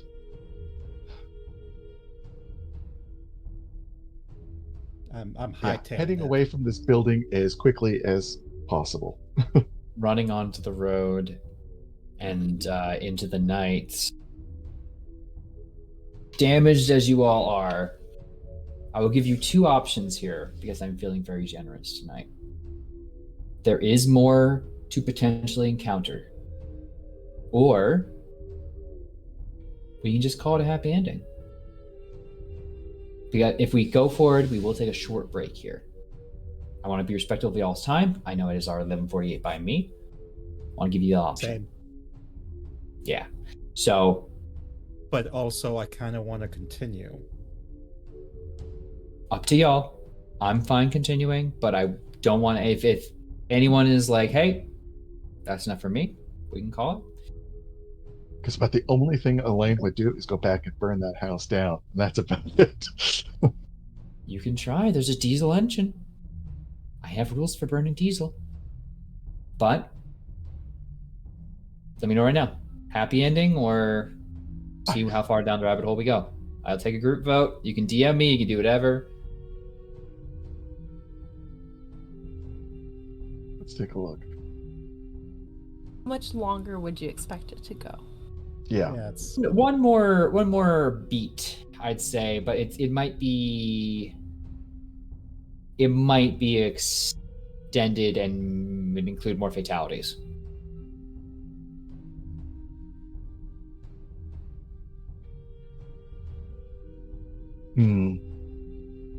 Hey, I'm always good, but I want Elaine to survive. Is this the first time like an entire group has survived Turk? I mean, not in my career of ever running games, but Alice Isn't that and a Wonderland great- folks that but yeah, if you know what, I think that's a fair point. Tell you what, That could be your crowning achievement. Finally, a group actually finally lives. a group lives. You're right. We're taking it. Sorry, folks, if Okay. you want a death tonight, it is not present because We save children. that's all we have, folks. Though our heroes' adventures might not be completely done with their interactions with the Midas Circle, should we ever return to that sort of thing, they escaped Prospect House, which is a big part of it, and frankly, there's a lot of points you could have died in there. that all being said, folks, it's been great to not only run this session, but every session we've run thus far. I hope you all had fun. I hope you were a bit scared, just a little bit freaked out and grossed out. Frankly, with this thing, it was grossing me out. So, Too many where our stinkers. adventures take us next to, well, no. Only the way to go is through the sphincter.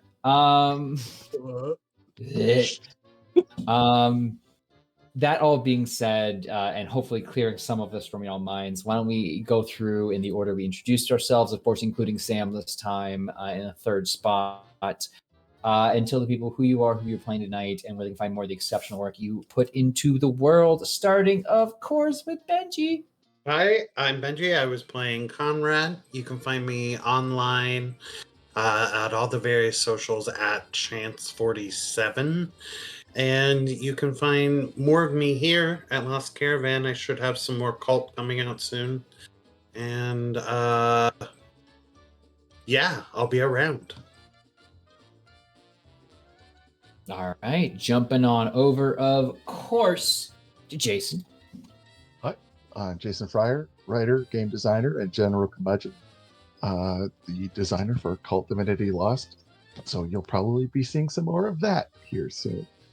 Tonight I was playing Elaine, my first Call of Cthulhu character to actually survive Turk. So I am going to make a little shrine and with the character sheet and just base. Otherwise, I'll probably appear here now and again. So do check it out and keep coming back. I always love playing with Turk and these wonderful players. And that brings us over to Sam. Guys, I'm Sam. I played Shirley tonight, and I was really surprised. I've never survived a Turk game, also. First time. Literally, when Turk posted about it, it was players get ready to die scenario. How much health is everyone sitting at right now? I know, Benji, you mentioned having 2. Yeah. Okay. How much luck and power are we looking at for other for Johnny and Shirley? You got an acid. Swam in the Yeah. acid for kid. I was just about to take a major wound, so Okay. 14 out of 14 health. Half my power is gone, but I'm still at 30 power and down to 11 luck. So if there were to say be a final confrontation with the Midas Circle, maybe some of y'all wouldn't be acting so hoity-toity. But we'll leave that for another adventure. Anyway, with our Depression era crew. Sorry, Sam, I interrupted you. Oh, you're good. I threw shade at you. Didn't kill us, so Refuse to be shaded. disappointed. Anyways, I'm not doing much. But I'm usually on this channel or making up random appearances other places. I review indie games. I have a website called Indie Scribbles and haven't done anything with it right now, so life. Anyways, that's me. I'm just really grateful to Hoop and to Turk for letting me hop in. It was a perfect way to end a very busy workday, so I was glad to be able to hang out with all y'all and have some fun and break things with rocks. Very important skill to have. Which brings us to last but not least, Mika. Hi, I'm Mika. I do things. You can see all my stuff, beacons.ai/Mika McIntosh, MIKAMCINTOSH. I'm the co-creator of Roll-D5. You can usually find me over there, or you can find me here. Actually, I'm here decently often these days, or on Talking XP weekly, where I'm on Ravenloft Misfits, or where I'm running my Triangle Agency AP performance review, or over on Wanderer's Haven. Yeah, I'm all over the place. Throw a rock, you'll find me there. Break Or a lock. something. Break a lock, yeah. I was Johnny Lemonseed. Hell yeah. The end. Yeah. Mhm. All right. Until the next lemon. Let me put on some appropriate Till stuff the for next lemon. for the end here. Appropriately named, There Is No Sequel. That's true for now, but not forever, because I am Turk or Turk Accented, if you know the deep lore. And I have been, unfortunately, it's just Turk to you then.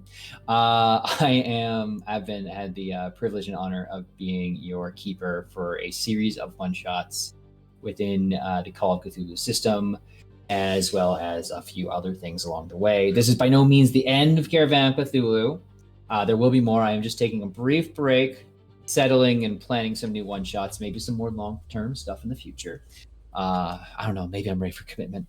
But I do want to give a quick shout out because the sounds you're hearing in your ears right now are coming from Epidemic Studios, which is an excellent source you sign up for a lot of your TTRPG goodness, as well as other projects if you're looking for good music. And the tokens we saw here were made through Hero Forge, which, if you are going to make a shrine to your favorite saved investigators, you can, of course, go through an affiliate link with us that will kick a little bit back to the community, but more so just show Hero Forge that we mean real business. Make great gifts, and they put a little bit of you into them. They put a bit of themselves into you, and they certainly won't feed on any luck or power. I promise, maybe. Anyway, beyond that, I am between Lost Caravan and Neon Lights Roleplay most of the time, so if you want to see more of what I do, you can, of course, jump in and enjoy hanging out here on Lost Caravan. You should join us. It's great. All right, that out of the way. This has been a blast tonight. I'm really glad y'all lived because, honestly, it would suck if only one or two people died. It's either a full party wipe or nothing for me. Survivor's Guilt ain't part of the program. But y'all killed it and seeded some further adventures in the future for your group. I hope you continue to be intrigued by the mysteries and stuff that are out there in the world, even if they're dark, deep, and scary, and continue to be the best version of yourselves I know you can be. Anyway, we're going to go ahead and raid Tabletop Titties, which is one of my favorite things to say we're raiding. And so wish them a very fine Fitagan from us here at Lost Caravan. Until next time, stay safe, be the best you can be, keep the light on. Don't get eaten by a house. Thank you. See you then.